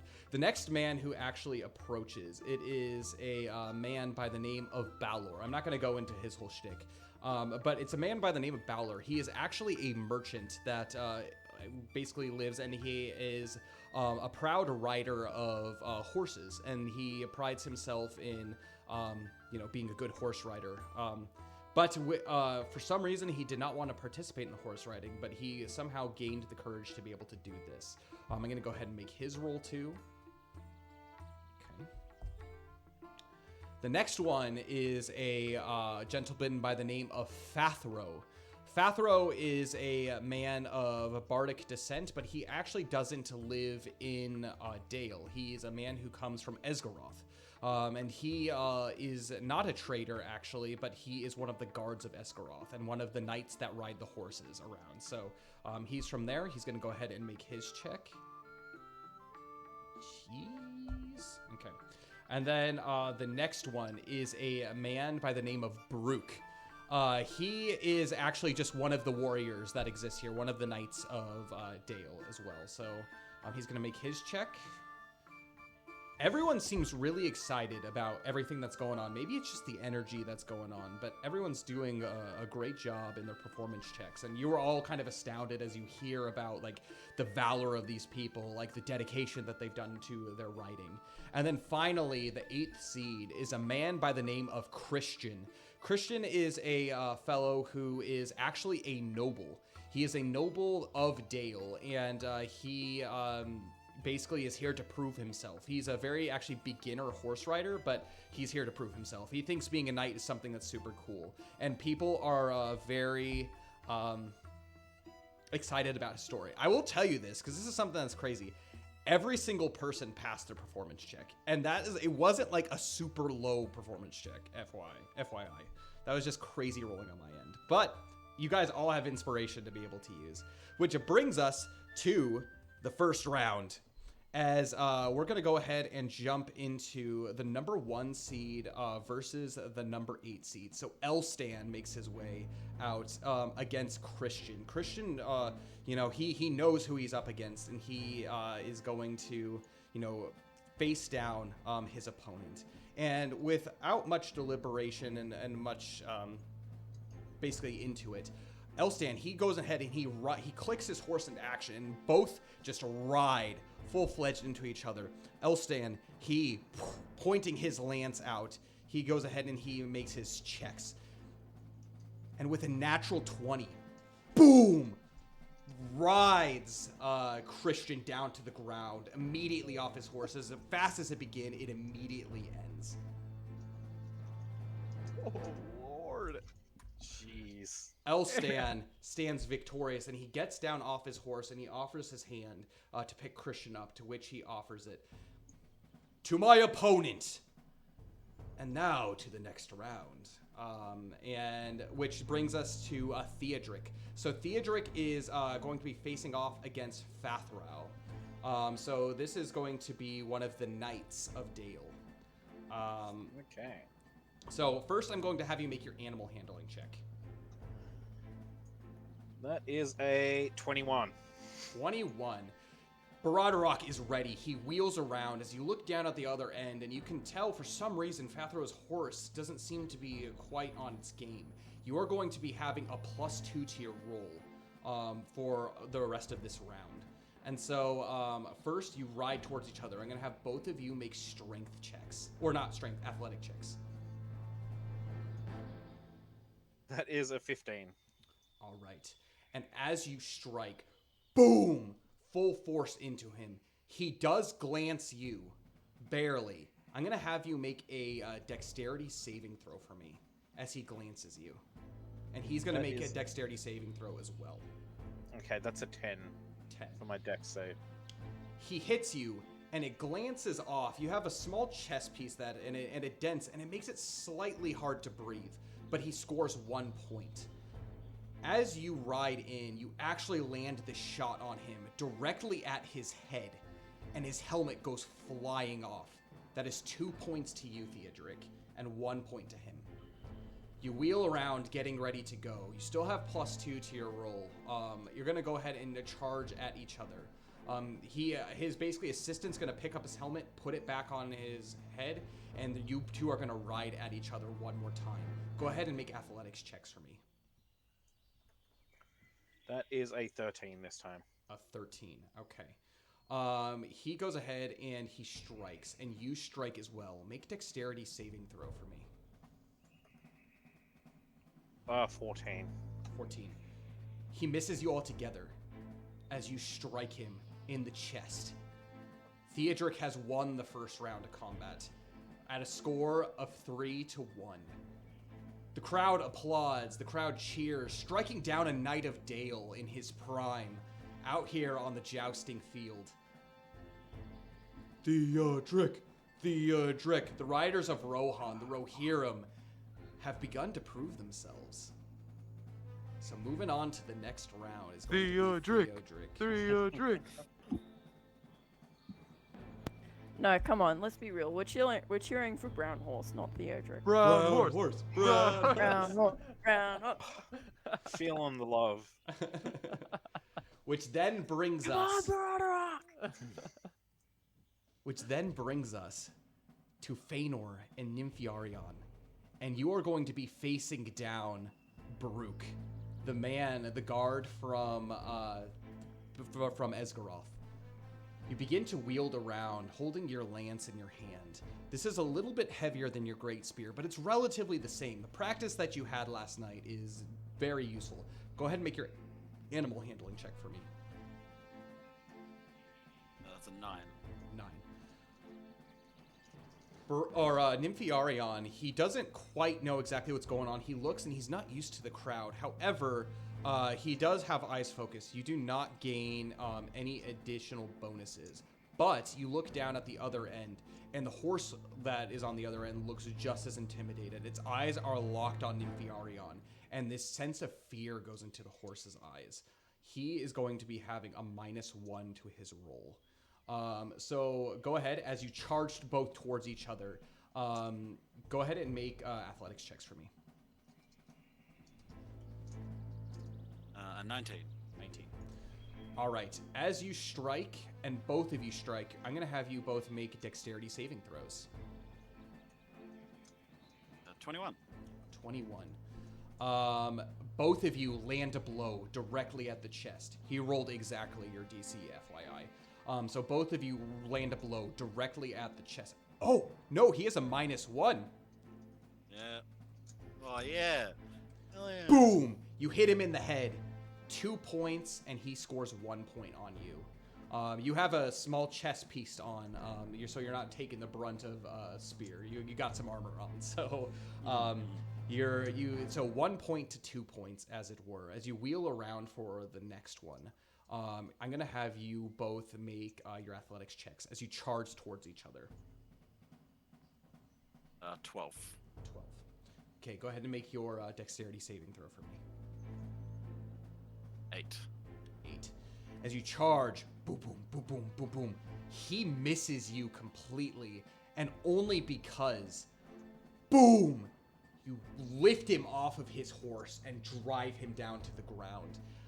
You have officially unhorsed him, which means Faenor has won with a score of 3-1. Technically more than that, but a score of 3-1.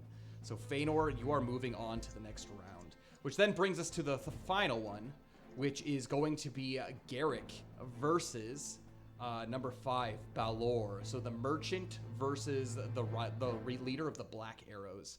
And so they go and they wheel around. Both of them, their horses look focused, ready to go. The two have seemed to have done this before, both avid riders and both little bit of hatred in their hearts for each other. They go towards each other. Boom, boom. They both hit perfectly. Both helmets go flying off, and they wheel around. They regather themselves, get their helmets. The next score wins. They both charge once more, aiming his spear directly at Balor. Let's see.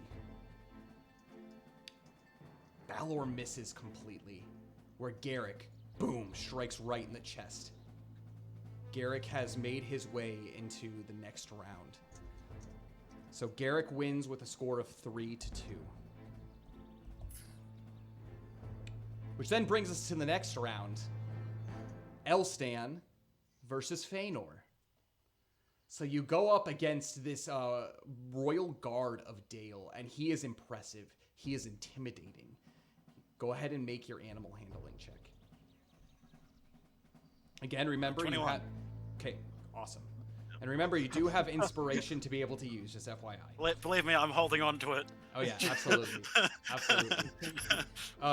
So, both of you boom, boom, boom, boom. This is a beautiful royal horse of Dale looks fearless, undauntingly at you. And same thing, even more so with Nympharion. You have made your way, you're both used to this. After your first go, you are ready, you are dialed in, you are one as you begin to charge at each other. Go ahead and make athletics checks for me. Unnatural 20. Unnatural 20. Okay, I'm gonna have you make a dexterity saving throw for me. 4. 4. All right, and so as you charge, boom, you hit him. He actually rolled just at your limit. And so, boom, I guess that was a nat 20. You glance him, but only scoring 1 point. He hits you. Boom! Your helmet flies off. He scores 2 points against you. You wheel around, ready for the next go at it. And the charge happens. Make your athletics checks as you begin to charge once more. Unnatural 20 again. Woohoo! Oh boy. And go ahead and make your dexterity saving throw. I use my inspiration because I got another 2. Yeah, sure, absolutely. Okay, a 19. 19. Do-doom, do-doom, do-doom, do-doom. You both go riding towards each other. Lance is out front. Boom! A clash happens. What happens? What is the result? You hit Elstan right in the armor. And with that hit, he completely misses you. You are now tied 2-2. As you wheel around for the last go at it. Go ahead and make a strength check for me. Or not strength, athletics, sorry, athletics check. Yeah. 11. 11. You ride towards each other. Doom, doom, doom, doom. Dexterity saving throw. A 10. 10. Boom! A loud crush just echoes out into the distance. And a cheer begins to come from the crowd as one lands their strike and one doesn't. Elstan! Elstan! Elstan! He does not dehorse you or de-deer you. De-stag you. He doesn't do that. He hits you square on the chest. But with that hit, you miss him completely. Elstan stands victorious on the battlefield. To which he comes around to you and he offers his hand out to you. Well done. I never figured an elf from the woodland realm would meet us in the combat here of knights. You have done your people well. Thanks, you too. What is your name? My name is Faenor, the Luctuin. Faenor, I am Elstan, right hand and guard to the King Bard himself.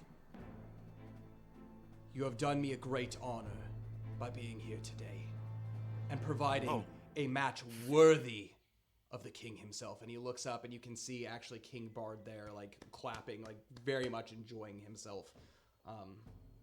Can you do me one favor? Make sure Theodric doesn't win. He's a friend of mine. Unseat him. See if you can do it on the first go. I just want to be able to see the look on his face as he goes flying through the air. Well, the younger rider has to make his way through his round first. Believe me, he's better than he might seem at first glance. Oh, I tell indeed. I have heard rumor of Rohan. Those horses, those men, are built very different down there. All right, and you guys depart, which then Built different. which then brings the next round, which is going to be Garrick versus Theodric. So Garrick, on, Theodric, he wheels around. This is a man in his pomp and circumstance. You can tell he is out for blood. He is out for vengeance. He takes one look at you, Theodric, and he does not like you at all. From beating him, well, both of you and Faenor, beating him in the horse riding competition. He is ready. He is ready to take the charge in. Both of you go ahead and make animal handling checks for me. That is a 12. 12. You're gonna get +1 to all of your checks for the rest of the round. Okay. Okay. So you begin to charge at each other. The large hooves of Baradarok versus the quick hooves of this blackened horse. Both of you, eyes focused, as you make your way quickly towards one another. Go ahead and make your athletics check. That is a 19. Okay. Go ahead and make your saving or your dexterity saving throw. That is a 22. 22. You go riding at each other. Immediately, you see like his eyes flicker, and at the last minute, Garrick's eyes close as boom, you knock his helmet flying right off, and he completely misses you, doesn't even land a hit on you. As you wheel around, he gets his helmet back on. Freaking sick of this, and he just looks back and he just go, go, go, and he goes ahead and he kicks his horse forward as much as he can. Go ahead and make your athletics check. That is a 13. 13. Okay. Go ahead and make your dexterity saving throw. That is an 11. All right. You ride towards each other. The horse is galloping, the hooves echoing in the sand and throughout the stands. You hear 2 hits. Boom, boom. A dented chest piece is left on you, Theodric. But you drive Garrick to the ground, completely dehorsing him. He does land a hit, but you've completely dehorsed him. You beat him 3-1. Moving on to the final round, which is Elstan versus Theodric. Okay. At this point, have I like come back up to the as one of the riders? Can I sit wherever I want? Yeah, you're basically there's like a small kind of like little stable, and there's like benches and everything that you can kind of look at off on the side. So it's like just within the walls on one of the far ends. So. All right. Okay. If that's the case, I was Jaylyn, Valineth. Both of you make perception checks for me.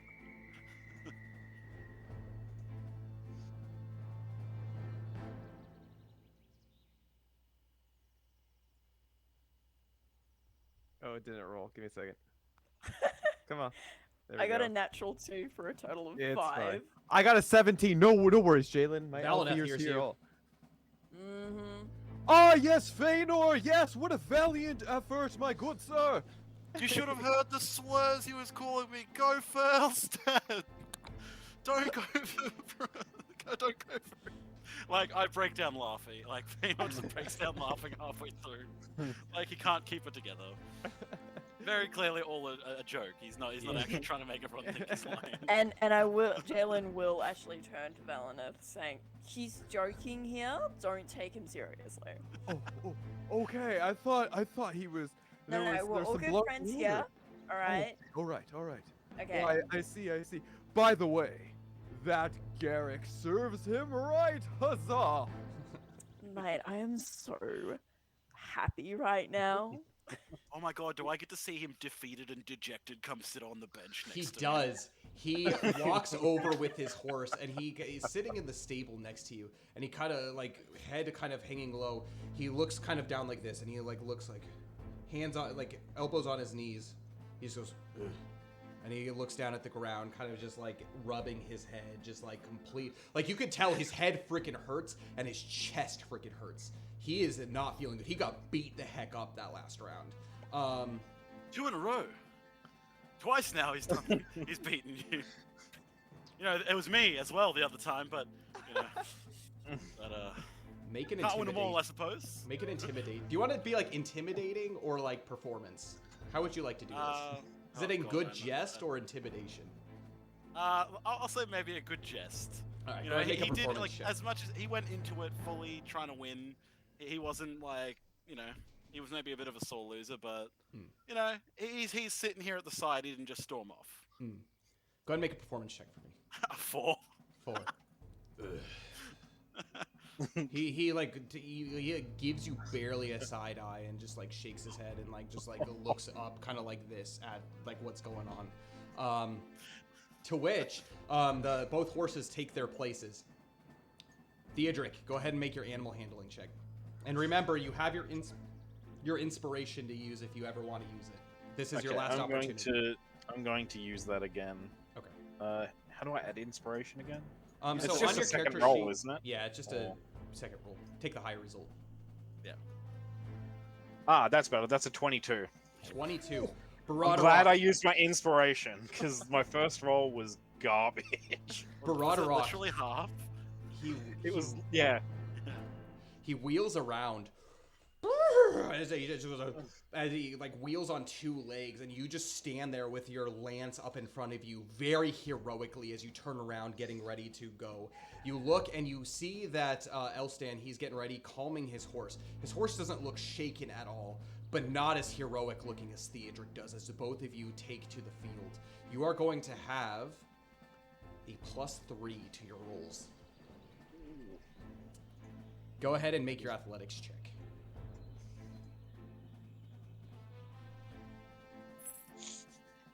That's a 21. 21, and go ahead and make your dexterity saving throw. And that is a 16. All right. Both of you ride towards each other.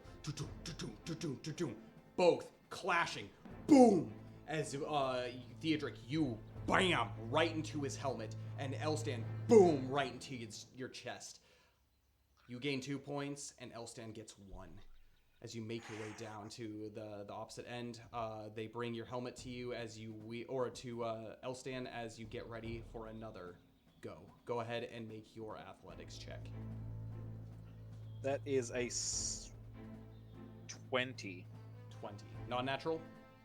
Not natural. Okay. That's with the +3 you gave me. Perfect. And go ahead and do a dexterity saving throw for me. That is a 12. Okay. Both of you ride towards each other. Doom, doom, doom, doom, doom, doom. Boom! 2 clashes at once. Both right in the chest. Theodric stands victorious over Elstan at a score of 3-2. The crowd erupts. Theodric! Rohan! And people are just like going nuts. But like as just as many people are like excited, the same number of people look absolutely dejected. Their absolute favorite has been basically knocked out of this competition. Theodric is the victor of this. Theodric definitely reaches his hand down to Elfstad, out to Elfstad to shake. Elstan, he whirls around. Theodric, your name was. And he shakes your hand in return very firmly. You could tell you have knocked the breath out of him a little bit, but he shakes your hand very firmly. Well met, young lad. How old are you? 17, sir. And he laughs like this big belly guttural laugh. You do know that this is the very first joust that I have lost in the 5 years since we've been doing this not celebration, but since we've been jousting out here in Dale. And I lost to a 17-year-old. And he just like laughs, he pats you on the back and like does all this stuff. Sir, young Theodric, all of you here, I look forward to facing you off in the melee. And he just says, he's having a jolly good time, congratulates you. And he looks very, very genuine with this. Like, he loves the competition, you can tell it. And the fact that he lost is something that is very, you could tell, like, it hurt him a little bit, but, like, he found more joy out of just the experience than anything. And that's going to be the end of the joust. Hey. Hell yeah. Good job, Brown man. horse! Theodric! Brown horse! See, I knew you'd do it. And I always knew you'd be the one to win. there is a... I did not. I had no confidence. There is a grand celebration as they tally the final scores of the podium standings. First, second, and third place. First place goes to Theodric, and second goes to Elstan. However, because Garrick was only able to score 1 point, and Faenor in the semifinal round scored 2, Faenor is third place in this. And so you do medal. This is the Olympics of Dale, so the Olympics of Wilderland. But so you make your way to the podium, and this by far has attracted the most people. This is something that like everybody has looked forward to, and actually, as it were, the one who brings down the awards for each of you is actually none other than the Queen of Dale herself. Her name is... I need to find it. Haha. Una. She looks foreign. She doesn't look of Dale, but she is the wife of King Bard. And she comes down and she bestows Theodric actually with what looks to be something very, very special indeed. She grants you a shield. And this shield, upon it, is written the Sigil of Dale, which is basically a triangle, as it were. And it's got like a bunch of kind of like gold, red, and purple like lines, kind of almost elvish looking, that go through it. It is a metal shield, so it counts as it is as a shield. Additionally, she awards you a sack of basically silver pennies. You can go ahead and add to your inventory 15 silver pennies. She makes her way over to you, Faenor.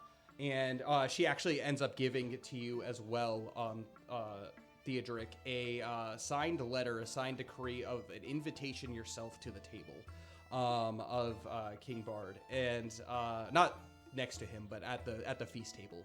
And she gives everybody their rewards. And because this is such a big competition, she makes her way over to Faenor, and she gives you a sack. And inside that sack is going to be 5 silver pennies. Thank you, Melly. It was a wonderful pleasure to see each and every one of you participate in such glorious events. What time for celebration! And not only were we represented here by the people of Dale, we were represented by our friends to the south, the Rohirrim, and of course our friends of Mirkwood, the elves of Mirkwood. It is a great pleasure to be able to unite each and every one of you under the podium banners. And great music, great triumph happens, and that brings us to the end of the day. It is a grand celebration. Woo! Valineth and Jaylyn, I'm assuming, are gonna be rushing to meet them at the podium at the end if they can. Yeah, absolutely. 100%. Just like in their little moments before I go over and I give Nim a pat and like, you're good boy. Next time. We'll get him next time. Yes. We'll get Yes. that brown horse. Phaedric is definitely giving Brown Horse a good scratch behind the ears. Oh yeah, and he's loving Well, there it. you go now. You're all tied for points. You've got me calling him Brown Horse now. I'm not a fan of that. I'm not. And He's giving Baradarok a good scratch behind his ears. Jaylyn, I agree. It is a 1-1 competition at this point. I'm interested to see the results. And Baradarok, Let's not let them know about that though, because I don't want them fighting against each other in the melee. That is a good point. I want us to be on the same team. by the way, this is just happy coincidence that each of you have won something. Just FYI, like that's good rolls, and like it just turns out to be really good. So, and by the way, Theodric, those were some choice rolls in there because it was actually some of those were very fine lines. Just FYI. Well, I went throughout the whole first and second rounds forgetting to, well, the first round I think, forgetting to add the stuff you gave me for my performance check. Oh boy. Yeah. So once I started adding those, I was like, oh, these are good rolls now. Your performance check? Your performance check was just a Not the it's for- performance check. Oh, animal the, handling? Animal handling. Thank Got you. it. Yeah. But like, I'm glad I used that inspiration because I got an 11 on animal handling, and then with the inspiration, it was that 23, I believe. +3. Yeah, they were very fine lines, so they were good. Welcome, good job to all of you for doing that. But yes, you're all together. And Baradarok is very happy, very joyous. He's whinnying at the top of his mind. just like very excited. You could tell kind of like doing this type of thing, like back and forth, like basically rubbing his head into you, Theodric. Like all the excitement has got him going. He's a very happy horse. Hell yeah. I'm gonna walk up and be like, well, I guess you got your own invitation now. You don't need to be smooching off my leftovers. No, And good job. Well met and well played to you too, Faenor. Oh, like, yeah. But no, that was some mighty fine riding and some great jousting. You were right at the beginning. The best man there did win. Thank And you. I my friend. put out my hand to give him like a big handshake. Yeah, naturally, Theodric accepts Full like, that full like handshake grab the happily. forearms, like kind of. The manly like Arnold Yeah. Schwarzenegger Yeah. handshake. Boom! I love it. Jalen. So, Faenor, you yes, have a Jaylen. spare invitation going free. I may. Could I buy that off you? How much? How much are you offering? Hang on, let me see how much I have. I think I have quite a bit actually. Jaylen. Well, then you have some to spare. She comes from a richness. I understand. I come from the woods. All right, my family's money is my family's. I understand. earned. I only jest, Jaylyn. I didn't earn any of it. And he looks at her like, was that a good joke? Oh You've yeah. infected him. You've ruined him. No. I am educating him on Breland culture. And it's not Breland culture. It's my own culture. I made it up. How quickly the proprietary of Mirkwood of Rivendell fades. Oh, why? I'm a scholarly man, Theodric. Oh God, Theodric, why'd you mention Rivendell? I want to learn about all the different cultures. Now I know how to act when I go to the mighty fine establishments at Bree. I'll give you 10 silver. No, I won't give you that much. I'll give you 5 silver for it. 6 silver and the tutoring for. You said you were trained as a lady. I'm sure you know how to dance. I need to brush up before I go to the dance tomorrow. The tutoring for the thing with Alright. the king. Should we go to the dance together? Do you have a mask? No, I'm sure I can get one. How much silver do you have? They're quite expensive. It cost me Um, all of my money. Before or after I give you 6 silver? But before. Oh yeah, 24. Oh Jesus Christ! Yes. I won the Wordle contest, man. Money, please. Okay. I'll give you 6 silver. Yeah. Okay. Yeah. And I'm we gonna will hand you the other Discuss. Okay, cool. invitation. Excellent. I would like to give that invitation to audience member number 3. Yo, let's freaking go! Oh no, he's gonna gamble it away. Oh no! I'm That's his confused. What's going problem, on? man. What's audience member 3? What is this? Audience number 3 is Ikari, who bet all of his life savings and his money on He lost his wife, on and the Elston. horse, and the house. Oh my god. I just want to give him this one thing. You, Ikari, are now an honorary member at the table of King Bard in the celebration, or the feast of the celebration of the Five He'll be Armies. crying the whole time. It's fine. Oh, Jaylyn, introduce me to your friend. Lord. Surely you know this individual. Not in the slightest. I love it. Actually. Making your way forward out of this place, from here, you make your way joyously back, each of you a champion in your own right, into Dale. Everyone's congratulating you. People are really pumped, really hyped. Actually, at this point, people have garnered the courage to go up to Theodric and ask him questions about, like, where are you? Like, you can tell people are just like, wow, I love your hair, and, like, going to, like, touch your blonde locks. Oh no. How does Theodric react to the crowd? Yes, that's what I was going to ask. Theodric is a little embarrassed and unsure of what to do, but he's nervously answering questions as best he can. Faenor steps between. It's like, okay, the champion's answered enough questions. He needs to go get his rest. Okay, you can ask him questions at a later date, but for now he needs to leave. Come on, guys, get him out of here. Wait, but you're the one who won the horse riding, and then they all come up to you and be like, Run Master, while you can! Master Save Elf, yourselves!" Master Elf. Yeah, it's a good time. It's a good time. Jaylyn, do you wish to go find a mask vendor, perhaps? Yeah, let's do that. Oh, Absolutely. can I go with? Yeah, absolutely. Yeah, I'd like to get one that kind of matches what he's got. Okay. So White stone. So Faenor, I'm assuming you lead her over to the elves who are selling their masks back in the market square. Would that be correct? Yeah. because you did notice that there are a few masks there. One of them is a mask of a doe. Not white, it is like the traditional brown, but it's got like very beautiful. So one thing that you noticed when you bought your mask is it was a mask of a stag, but around like the horns and everything, you can tell that it was beautifully carved with like nature and like leaves and twigs that have gone up and around, and even like down around like the fur like is almost like leaf-like. It's really cool. And this is actually a very similar thing with the doe mask as well. That's right. It had gold filigree. Yes. It's beautiful. As well. But yeah. So similar, and the elves they said, welcome back. It seems we have two champions in their own right. You have done us well, Faenor of the Woodland Realm. See, I bring another customer to your door. See, I knew I was beginning to like you even more. You know, we elves, we must stick together in these things, and you know, this festival has been good to us, but you have been far too generous to us so far. May I ask then, perhaps, that you offer my friend here a little bit of a discount? She's been very kind, offering much of her winnings to some of the people who were watching at the jousting today. Not too much of a discount. I know you guys have your margins to meet. Yes. You know, if I've provided you pretty good like advertising, more or less, perhaps you can do well by her.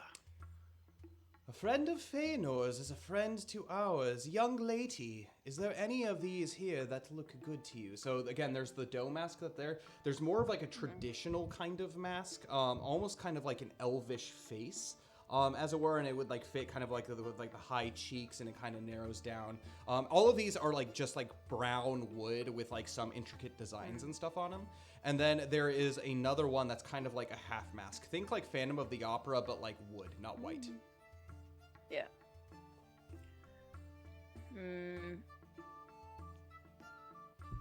Go to what calls to you. Okay. Is there a mask of any other animals, or is it just the doe? Well, you see, our animal masks seem to be quite popular, and if you plan on going to the dance tonight, well, you will see our works there in quite array. However, we do have a couple of them that maybe you could have. Perhaps this would fit your beautiful face. And you can tell that they're really trying to like impress you, like, and in turn impress Faenor as well. Yeah, okay. And they bring out a couple of masks. One of them is actually it's beautiful. It's actually the mask of a sparrow. And so it's got kind of like a roundish face with kind of like a small beak that comes down. It doesn't actually cover your mouth, and so it kind of stops right here with like a beak, tiny beak, not kind of like your plague mask, not that.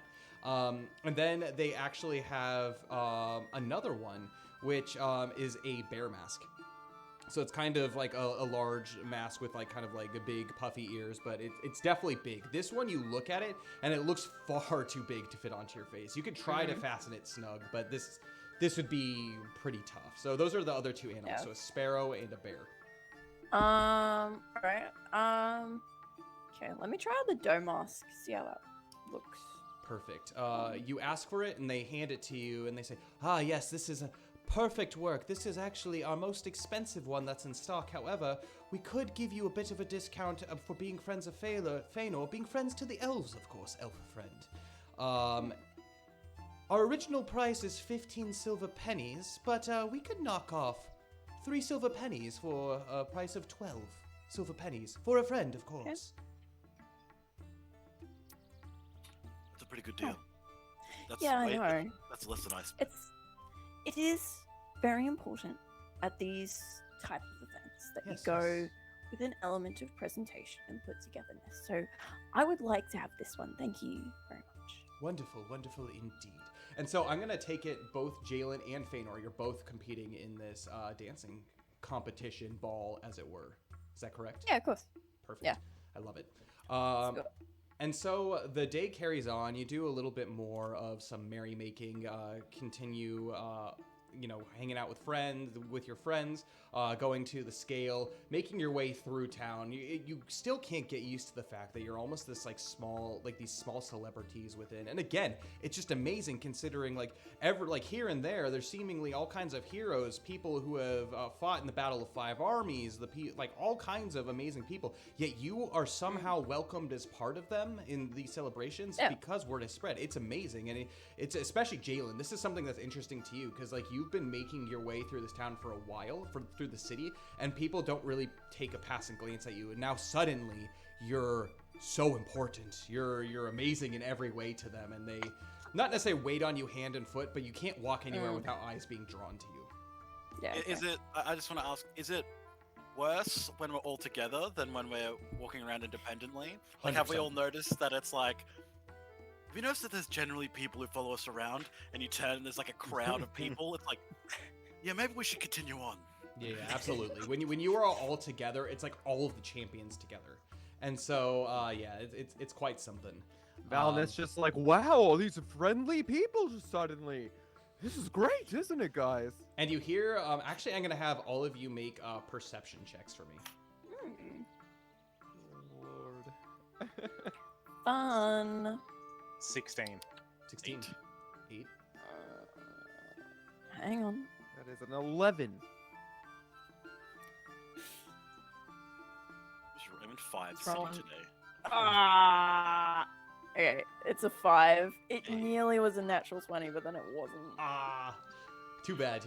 But it's okay, because Theodric, he's not being used to the attention and whatnot. He looks around and he's really paying attention to what everyone's saying, because he's trying to get his bearings of, really what's going on. Because in Rohan, they don't really look at people as celebrities or heroes or anything like that.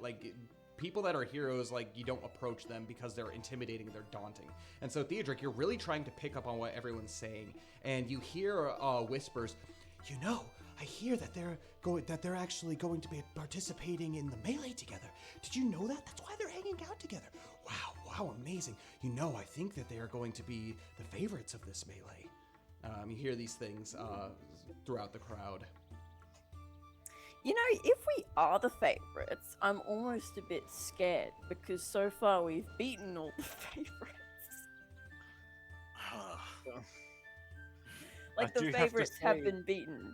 I do have to Is the say, point. I don't think Lord Estrad will be Elfstrad. Elfstrad Elstan. will be Elfstan.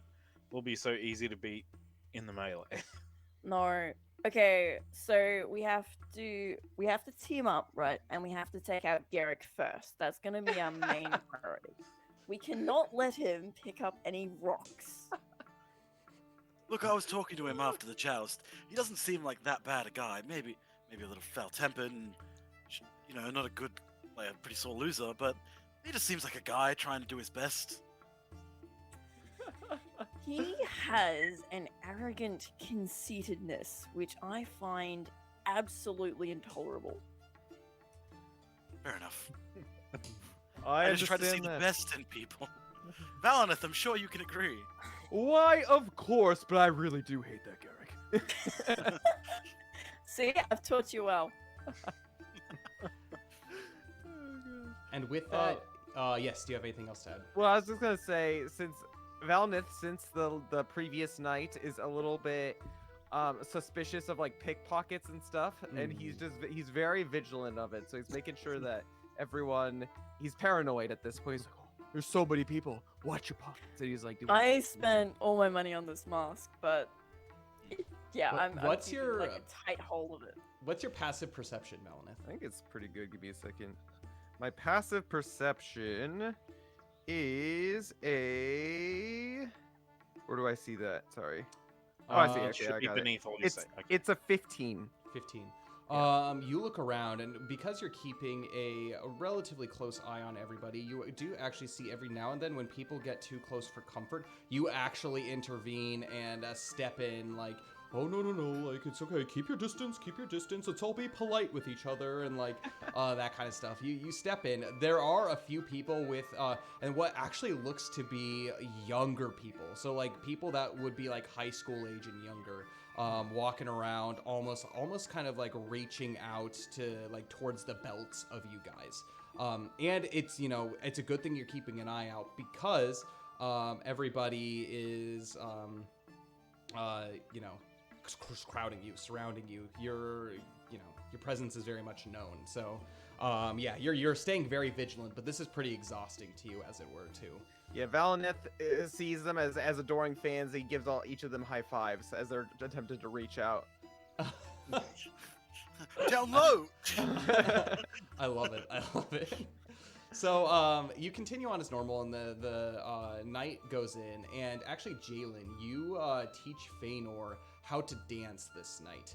And so there is music that plays at the missing scale, and they clear kind of a dance floor area after 5 p.m. So there's random bards that will go up there, not King Bard, but random bards that go up there, and they play their instruments and their little ditties. A lot of like joyous kind of celebration music, not so much like ballroom dance or anything like that. But Jaylyn, how are you going to attempt to teach Faenor? Right, so basically, there are 2 types of dancing. One you'll find in more of high-class social settings. These are like, you know, your more organized gentry type dances. Do they take a long time to learn? Some of them, yes. Some of them, most things when you're learning them, how much time you put into it and how good you practice it will how good you get at it. So even an effectively simple dance can look clumsy if not done by someone who knows what they're doing roughly. So that's those types of dances, and then you have the second types of dances, which you'll find mostly in taverns, not unlike this one, which is basically just jogging around and having a good time. I'm more familiar with this kind of dancing. Yes, but for the purposes of this, let's go ahead and do this. So here's how we're going to do this. I'll do your steps first. I'll just think of, like, off the top of my head, the easiest one to learn for the basics. Perfect. It may help. Actually, your combat training should help you with this, because I know my dancing training helped me with combat training, so maybe it goes the other way. I am quite athletic. Right. So I'll just stand in front of you and do the steps, and then you can copy me, and then we can try with me as your partner. Okay? Okay. Yep. Okay. Let's do that. All right, so Jaylyn, I'm actually, as you're teaching him and leading him in these things, I'm actually going to have you make a just a straight dexterity check.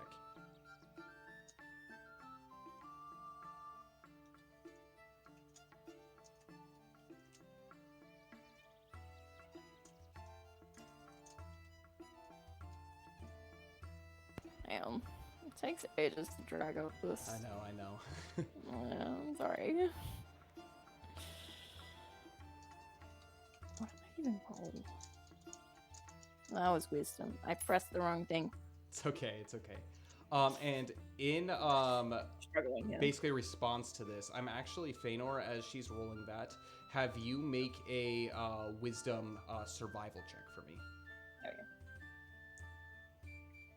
we go. 13. 13. Okay. Lovely. I got a 5. 5. You begin to teach, and the dances kind of mesh up a little bit. Essentially what I did there is I took 20, subtracted 5 for it, and then so that was the DC. So you're not able to quite match up. This is a little complex. Jaylyn, you are very good at what you're doing, but maybe the way that you're explaining it, maybe the way that this is happening is maybe not quite. I mean, he's catching. Because he's athletic, he's able to mimic your movements, but it's not graceful. It's not elegant. So he can mirror your movements and basically do what you're doing, but not in a very artistic way. Does that make sense? Yeah. Cool. And so you guys practice into the night, and you get pretty good. But again, it's one of those things that you really worry about. With this being a dance competition, it's something that Jaylyn, you're very well equipped to do this, and Faenor, you are doing your darndest to try to see what you can to pick this up. Someone who has never done these kind of elegant dance steps in their life, but we're just gonna have to wait to see. You go to bed, both of you, with kind of this air of apprehension, specifically about Faenor's skills going forward. But then you make your way to bed, and the night happens, waiting for the next day. You wake up in the morning. Yes, go ahead. We should have time to practice like throughout the day before the actual ball, right? Yeah. That's exactly what I was going to say. I need to go Okay, and thank buy you. at least some decent clothes. Like, I need like a formal set essentially, because I've only got my traveling clothes with me still, pretty much. Absolutely. And so first, we're going to actually have the two of you go off and search for clothes.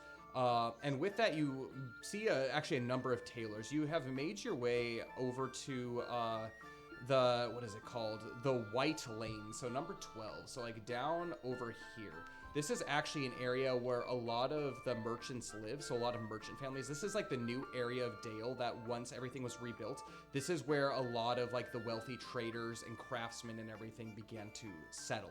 And so along here, rumor has it, Jaylyn, you know this, that a number of sellers are over here hawking their wares, or not necessarily hawking their wares, but making their wares to be hawked at the city square. And so you decide to go right to the point in order to get like the classy fits and like the custom things. You make your way over and you find a number of people that have outfits. If you want a custom fit, it's going to be a little bit more expensive, and especially if you want it for the day, it's going to be a little bit more expensive. But are you just planning on finding clothes that like kind of fit, or you want something that is very custom? This will help you in some of your checks that you're making. The more like the better you look. Just FYI. Yeah. Well, Jaylyn, you see, I don't know how people typically dress for these things, but I'm not very much one to suppress myself. I want to look good, don't get me wrong, but this all seems too claustrophobic, and I'm like gesturing to like what like would be suit jackets or like I say like the equivalent of like big coats. Like it's too claustrophobic.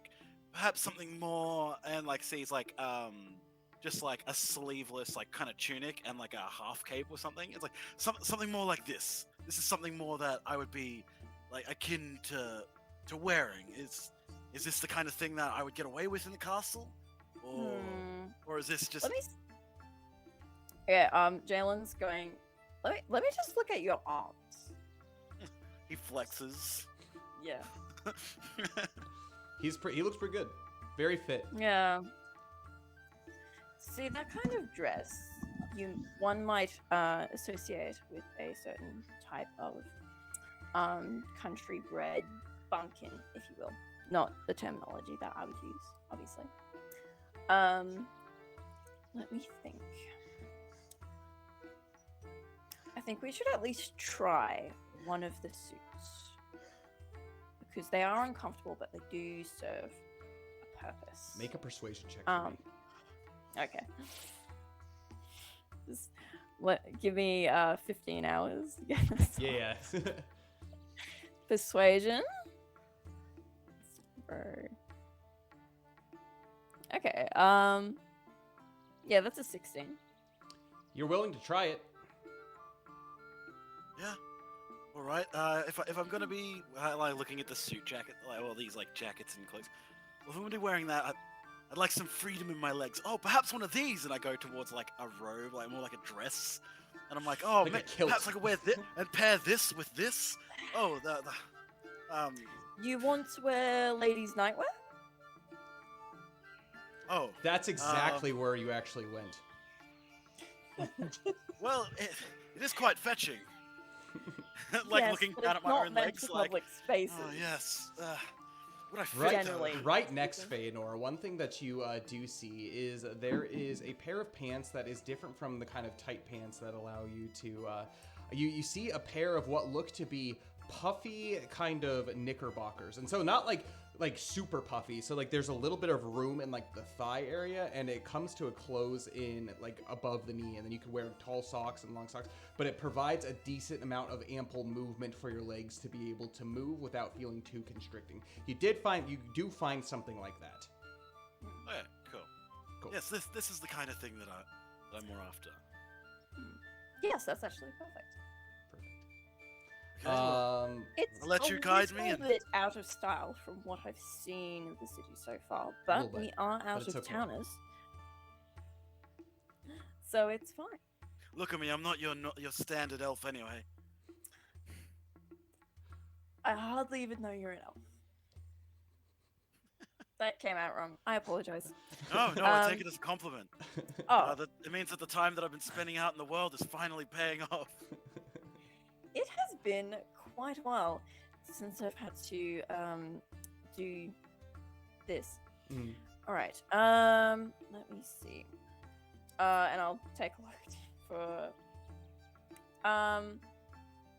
yeah, any dresses that catch my eye. You do. There's a couple of them. So they're in a number of different colors. There's 3 of them that stand out to you. So they're dresses, and they're more of like your traditional ball gowns with kind of the hoop under them. And there's kind of like a little shawl that goes with each of them. There's like a very nicely well-tailored outfit that actually look like to be of your relative fit. However, the different colors that they are not, however, but the different colors that there is kind of like this like midnight purple that they have. They have a traditional kind of white silk, and then the last one is like an emerald green. Okay. What color is his outfit? So his outfit, he has a basically a black suit, and it's almost kind of like teal khaki-ish pants. That he has, and then he has like a white, just basically undershirt that he has, and then his vest. Actually, that's a good question. You can actually base his vest and coat color off of what you get if you want to match him. This is not something Faenor knows, so he's Yeah, just there's like options. trying on like different colors. Like, oh wow, I look great in all of these. And he's just trying on everything, and you're like, no, okay, let's make a decision here. Okay, well, I'm thinking if we go like emerald green, then the vest will sort of match the pants, but it won't be clashing, and then we can match the dress there. Perfect. That. And so Okay. Yeah, absolutely. I think that's great. From Jaylyn's fashion sense. I love it. You guys will definitely stand out. The one nice thing about the emerald green is it is very reminiscent of the woods. And so this is something that actually really fits basically the two of you, like being with an elf and like you as well. Like this is something that looks like it sets you aside. It sets you apart from like someone who's typically wearing the you could tell the popular like reds and like purples specifically. So like a white dress would very much stand out, and a green dress would very much stand out as well. So green would be something that's really good, and similar with white washes my complexion out completely, so we can't do white. Well, there you go. So we got green. I love it. What about if I'm wearing white? Go with the mask. No. You're tan enough, so. True. Okay, so I'm staying with the black and green. Yes. Yeah, I think that'll be alright. And then so your mask is white, correct? White and gold. So. Okay. And yours is so brown and if gold. I get a shawl that's white and gold, then we can complement each other. I don't know if we're gonna be able to afford this, but I'm having fun. We should probably check how much this is going to cost. So for each of these outfits, with basically everything thrown in, including shoes, including basically just everything that you need, whether you're doing stuff with your hair, all of that, it's going to come to a grand total for Jaylyn. It's going to be around 6 silver pennies, and then for you, Faenor, it's going to be 4 silver pennies. Okay. Well, Faenor's like, yeah. Can I try these? He's like, he wants some fingerless gloves. He's like, would I be able to wear these? You know, keep like friction so I can grab things still when my hands are covered. We throw these in. No. No. Oh. You can buy them. I just don't want you to wear them tonight. He's like visibly wounded. like crestfallen. He's like, oh, okay, no, I suppose It's we'll just get what we've already got. you could Thanks. do full gloves if you wanted to, and then take them off No, it's there fine. and leave them at the cloakroom. No, it's fine. It's Okay. You've made your point. Okay. We'll just grab what we've already got. Thanks. I am so sorry. It's fine. They get wrecked on my travels anyway. See, Jaylyn feels so bad because she's been dealing with like this absolutely absurd dress code for her entire life. Now she has to introduce someone else to it.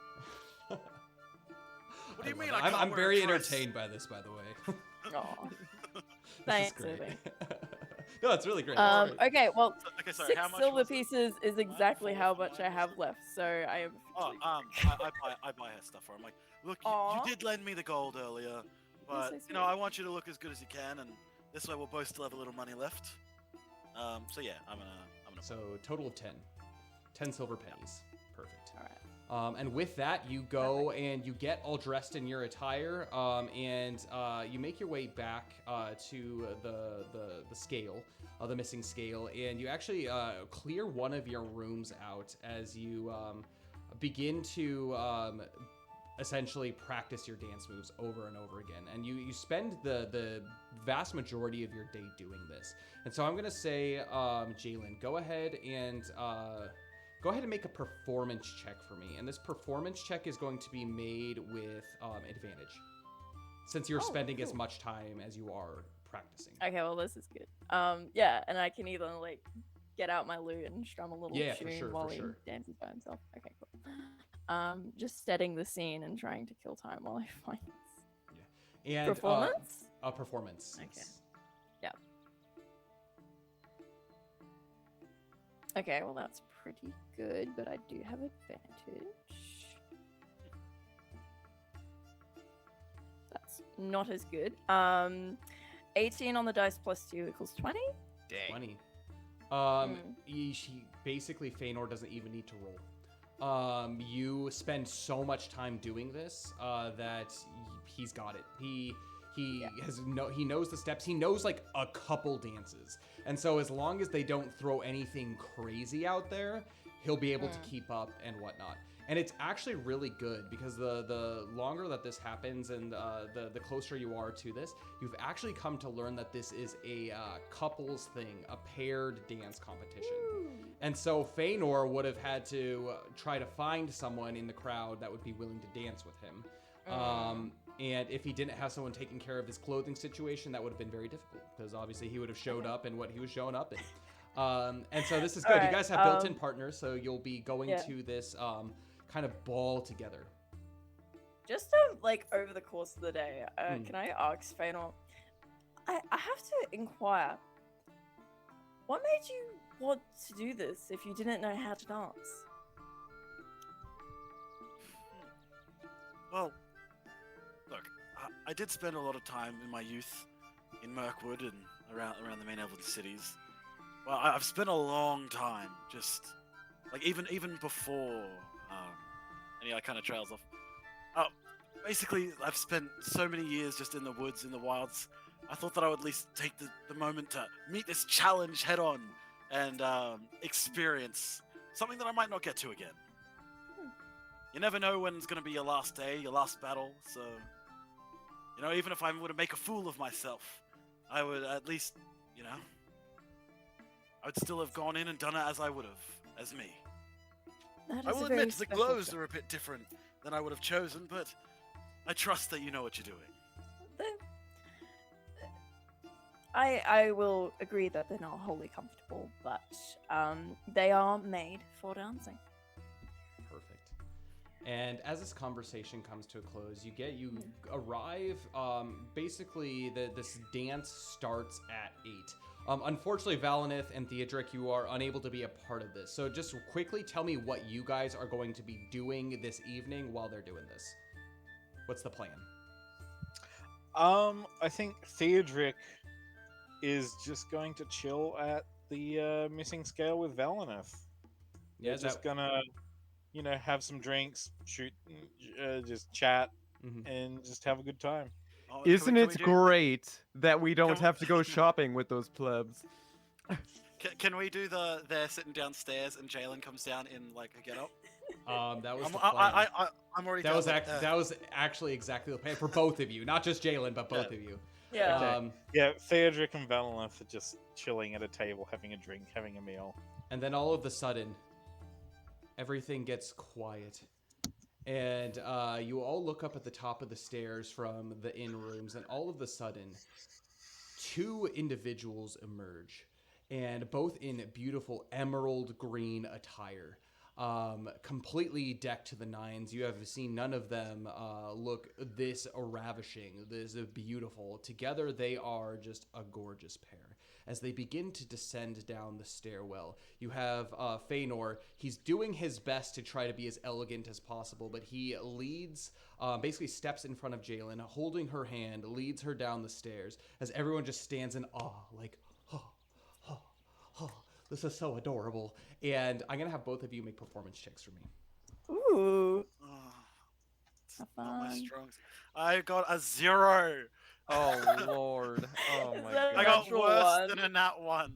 Oh. I literally rolled a nat 1 -1. So Oh, okay. Yeah. it was a he's nat one. nervous. It's He's a really nat one. nervous.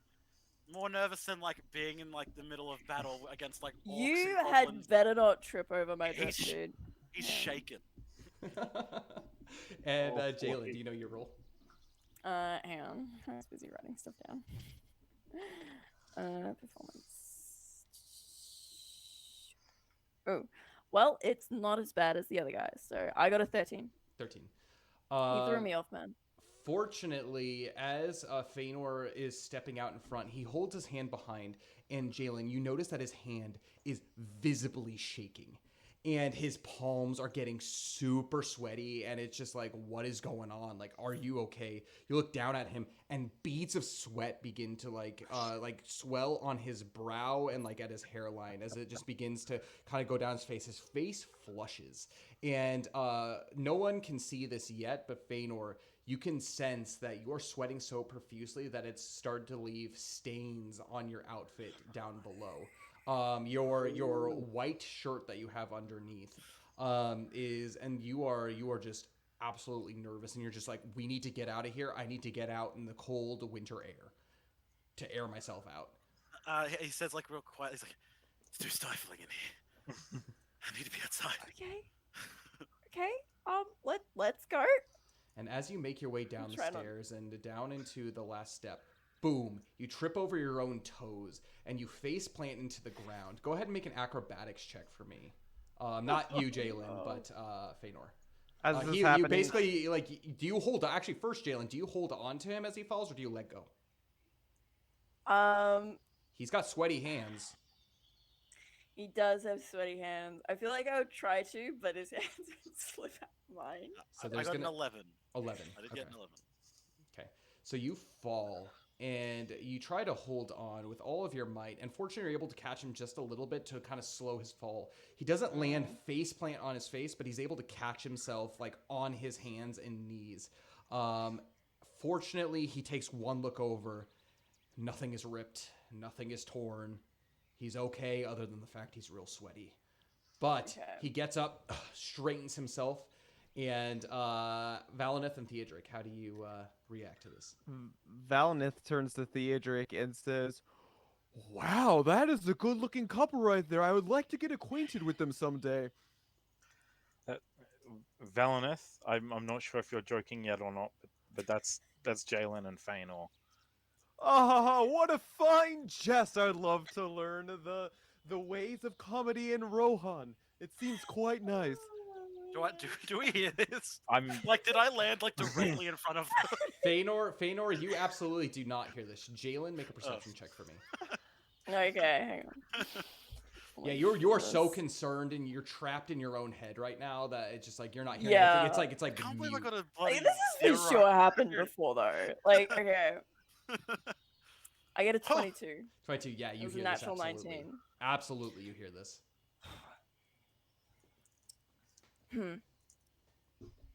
Don't worry. Meet me outside. I'll be there in a moment. Oh, Lord. Okay. I'll just walk straight up to the table and say, "Well, it's nice to know I scrub up well, isn't it?" Just in my normal voice. Valineth speaks up and he's like, "Wait, I've heard that vernacular before. Are you G'day, also from mate." the Braylons?" He's got no clue. Don't you have a good perception? He does. Yeah, he's got a really good perception. He's Actually. just thrown off guard, I guess. You It's know? okay. I'll let this for role playing Oh, purposes. no, it's still funny. I was just like making the joke. I thought you were supposed to be smart, mate. You clean up pretty well, Jaylyn. Thank you. Valineth That's the turns compliment I was looking for. to Theodric, and then looks at Jaylyn, and then turns to Theodric once more. He's just like, "Wait, Mm-hmm. oh," Think it through. and he's really thinking. He is trying his best to comprehend what he's Right. seeing. Pictures and gosh. images aren't fitting together, and he's This he's is- sitting there like, Painful. Valineth? "Jaylyn." Yes. Oh, I am yes. Jaylyn. Yes.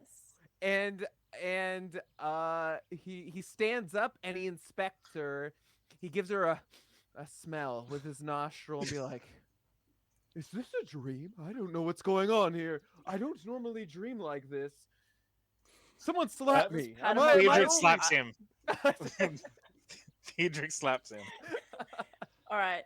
I have to go, otherwise we'll be late. I'm outside, right? Do I At this take point? damage Yeah. from that, Lore Master? Do I take damage from that? It slap? depends. Are you doing it to inflict damage, Theodric, or is it No, like just okay. to snap him out. of it. non-damaging? Like we are here. Is Jaylyn gone? Did she leave already? Did you leave? I Jaylyn? was making my departure. And Have a good night, lads. Have a good night. And Valineth Exit looks up stage. and he's just like, "I had the strangest dream just then, Theodric. I saw this gorgeous couple. I would love to get acquainted with them someday. And they just came down the stairs like a majestic dove from the Valar. Oh, did you see it? Did you? Was it a dream?" We'll go over this again when Faenor and Jaylyn get back. It's just a table list for now. Valineth takes psychic damage from thinking too hard. Okay, all right. I trust you, my friend. And so, Oh, for the remainder of the night, the two of them have a lot to discuss, which brings us to the ball. So the two of you make your way over to the palace, and there is an assortment. The streets are it's interesting because you could tell that there's a number of people at the missing scale, and the streets are almost like roped off in part. Not just for you. There's a number of visitors that are coming out and making their way through these streets, and there's like crowds watching you as if it's like a parade as you make your way through the streets. Not that far of a walk, but to the main area where there's the palace. And this is the first. You make your way to the gates, and it's you notice for the first time that the bricks and the stones that this is made with are a mixture of reds and like almost like marble looking, like whites. And you pass through these gates, and it's just beautiful, like almost this aroma of, just like almost like flowers, like a floral scent begins to waft out from the doors of this beautiful palace as you walk through. And immediately you are greeted with a giant throne room. And this throne room at the very end, you see King Bard, and you can tell he's sitting there and he's looking. Both Jaylyn and Faenor, make perception checks for me as you look at King Bard. 10. 10. That would be a natural 10. Okay. Jaylyn, you are taking all of your time to try to make sure that Faenor is trying to stick in. And Faenor, you've kind of gotten over yourself a little bit. You've seen other people dressed the way, and you're like, okay, I don't feel quite as out of place. You look up at the throne, and you see King Bard, and you see just his general demeanor. He's sitting here kind of like this, kind of like downcast. You don't know like what that's about, but you can see on his right side is Queen. the queen. I forget her name. What is her name? Queen Una. And she she's kind of like sitting on the side, like very proper and looking out amongst everybody. But there's a number of people that have gathered for this. There's no food or anything, but it is clearly the throne room has been set up for a dance. And basically a nice floor has been set up so nobody's going to be slipping on the marble tile and everything. And then they get right to it. And King Bard, he stands up. Ladies and gentlemen, for those of you here, those of high esteem, those with the ability to dance, I welcome you as King Bard. Welcome to Dale, and welcome to my palace. Today we will begin, or this evening we will be beginning the dance competition, and the lucky winning pair of this dance competition will have a seat at our table in 2 days' time for the delicious feast in the celebration of the 5 armies. I will leave it to my wife, your queen, to explain the rules. And he sits down and he kind of just sits here kind of like looking like this. You can tell he's kind of uncomfortable in like the outfit that he's in. Faenor, you can actually kind of relate to what he's feeling. You can tell that this is not where he wants to be right now, but like he's here and he's present. And then Queen Una, she steps up. Thank you, dear. This is a dance competition, as each of you know. And as we're going to do this, there's going to be a number of songs throughout the evening that we're going to be dancing to. Take your time. This is an hours-long event. Enjoy yourself. But we will let you know when the songs come up to be able to dance, to be able to use the best of your skills based off of the type of music that our lovely bards here, and she kind of laughs at her husband, that our lovely bards here have prepared to play for each and every one of you. And those that we seem that have the best fit, the best kind of dances for these, will move on to the next round until it is only the last 2 couples remaining. And then those who impress us the absolute most will be crowned the winning couple. Does that make sense? And she kind of gestures to the rest of you. To clarify, there's only one winning couple. There's not like runner-ups. Correct. There's only one winning couple for this. Okay, thank you. Mm-hmm. And so and without further ado, let the ball and the dance begin. And there's a number of people, and everybody's in their masks. You see an array of like dwarven-made masks, so clearly man-made masks. Some of them actually look pretty cheaply made, and you're surprised that they're here. But the two of you actually. Yeah, kind of homemade masks. Like those paper plate masks, you know? No, not that bad. But the two of you show up, and you look elegant and you look gorgeous. Because of your size, you actually don't look like elves.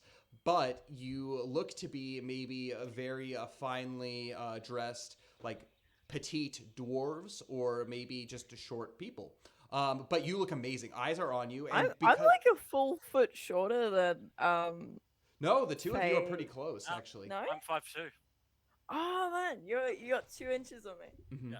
And so you two actually match up pretty well as far as height goes. But because of your masks, nobody knows who you are. So you're not attracting any unwarranted eyes. People don't know that you are winners of previous competitions. And so you begin to dance, you enjoy, you practice a little bit. A couple slow songs come on, and like a fun kind of jig comes on. But then the queen stands up and she says, And now that you've all warmed up a bit and hopefully enjoying your evening, we have for you our very first song. Would you please? And basically like an entire orchestra gets up and they begin to play a waltz. And so in basically, what is it, like 3/4 time? 3/3 time? What is it? It is 3/4 time. 3/4 time, yeah. A waltz begins to play. I'm a certified expert. Perfect. So you can help me with this if I get something wrong. So in 3/4 time, the waltz begins to play. This is something that the two of you did practice. And so with that, based off how you're dressed, I'm going to have the two of you make a, first and foremost, a performance check at +2. Ooh, very nice. 18. 18. No! With a +2 is a 7. Okay. So the two of you begin to dance. And you begin to sway through. And actually, Jaylyn, one thing that you notice is you have started off kind of taking control and you begin to kind of stumble a little bit. However, Faenor, he actually takes you and begins to lead. As the two of you begin to waltz your way through the room, you kind of whisper to him like 1, 2, 3, 1, 2, 3. As like you kind of keep up on your pace. And with that, I'm going to have you both make a dexterity saving throw. Quick question with a +2, Kyle. So for example, if you rolled like an 18 or whatever, and you had the +2, would that be a natural 20? No, so it's just a modifier. Oh, it's a modifier. Okay. Cool. Is the +2 just applicable to everything, or? Oh yeah, so basically for this round, your dances. So 17. 17. Hang on, dexterity saving throw? Mm-hmm. Okay. Okay, that's actually pretty good. 22. 22. The two of you begin to waltz around the room. It's a little shaky at first, and with the strong arms of Faenor, both of you are able to gain your composure, and you're just able to go. And now, Jaylyn, you've started to gain your confidence as well. Nobody's really, I mean, people are looking at you, but you can now tell not people truly know like who you are, and so you begin to make your way around the room over and over and over again. You begin to grow comfortable with each other. And Jaylyn, your expertise finally starts to begin to shine through as you bring in Faenor, and the two of you make your way, and then you look and you catch the eyes of the queen as you make your way around. The dance ends, and they begin to basically number people off of who makes it to the first round and who made it through the first round and who didn't. About 4 couples do not make it from the first round. So of probably like the 20 couples, about 16 do move on. There was a few of them. Some of them were like the paper mask people, but some of them clearly weren't there, not knowing to dance. They just wanted a party. And so they kind of get shoved off to the side, which brings us into the second round. And so you begin to just kind of enjoy yourselves dancing before it begins. And then the queen, after some time, about 20 minutes, she says, "And now to our second dance, perhaps a more lively tune." And she claps and begins. And I'm gonna have both of you make a traditions check. Jaylyn, your traditions check is going to be made with advantage. Excellent. 8. 8. Oh, yeah, 8. Without, yeah. Okay, roll. Okay. Traditions. There we go. Dang it. Why is it not clicking? Aha. With the +2 still? No, or no +2. Just Okay. It's a 15 then. 15. Faenor, you're like, oh yeah, like I can do this. Like this is probably something you're a little bit more comfortable with just in general, Faenor, something more that you would hear on the road. Jaylyn, you actually recognize this as being a music from the Shire. You've heard this song before.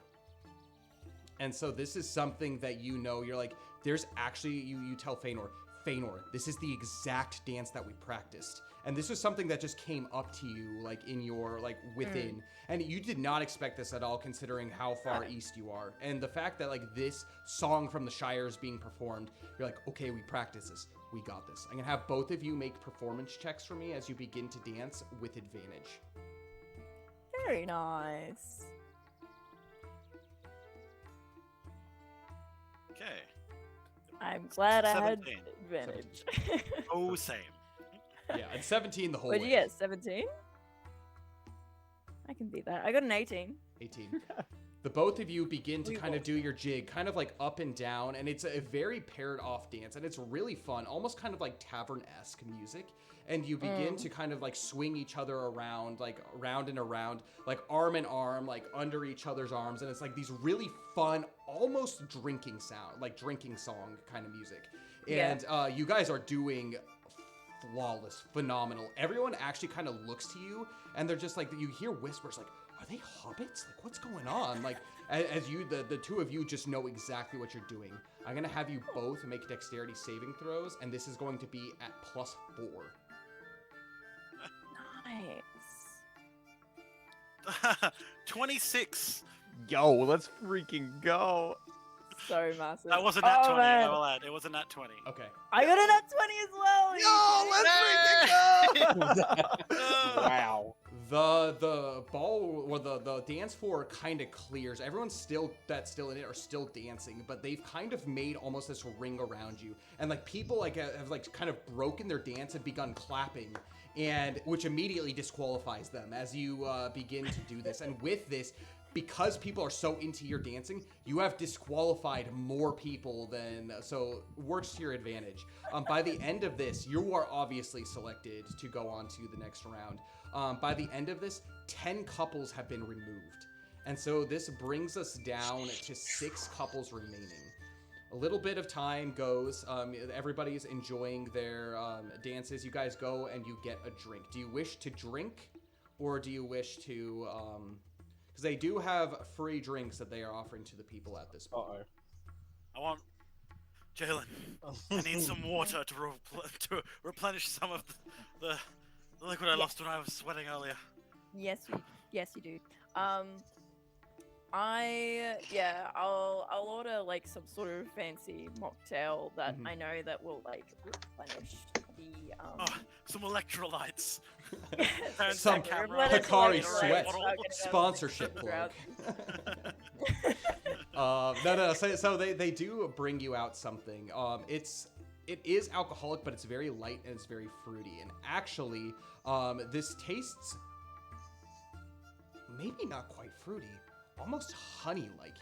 It is actually a mead that they bring out, a nice honey wine. As you begin to drink and sip on it, you actually feel that this strengthens you. This honey is impeccable.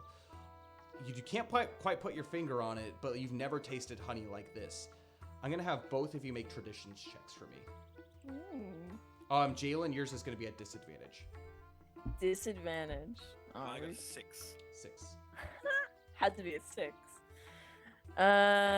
Traditions. I can't get much worse than that.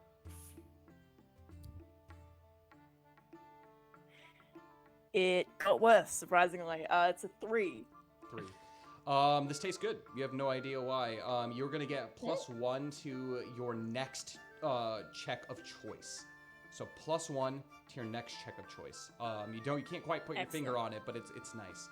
Which brings us to the final round, which everything grows kind of quiet as the queen makes her way. And now, for a final round of this competition. And she begins to play. And it's a low, kind of almost hum. And there are a number of dwarves that have begun to play. And you hear...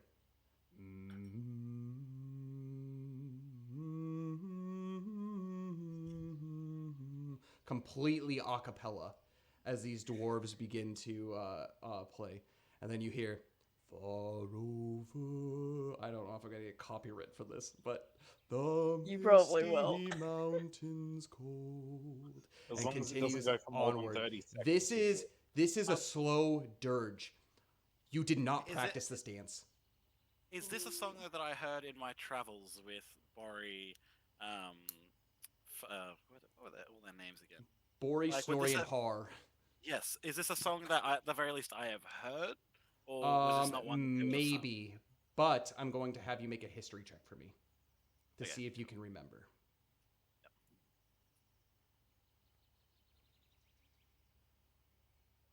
A 5. 2 dungeons deep. It sounds vaguely familiar, but you have no idea. And caverns old. You begin to I want to dance. be able to make a history check because I traveled with dwarves, but That's true. Make a history check for me. This is going to be at and disadvantage. I do have still. interest in music. I know, I'm fishing. Where's history? There it is. We must away. That's Elbray 5. could say. Jaylyn, you look at Faenor and you're just like, you know how to dance to a dirge, but you're just like, and you just continue on as you just slowly begin to dance very slowly. It seems like there is a dance. You look around and there's a couple of dwarves. I'm going to have both of you make perception checks for me as you look towards the dwarves to see what they're doing.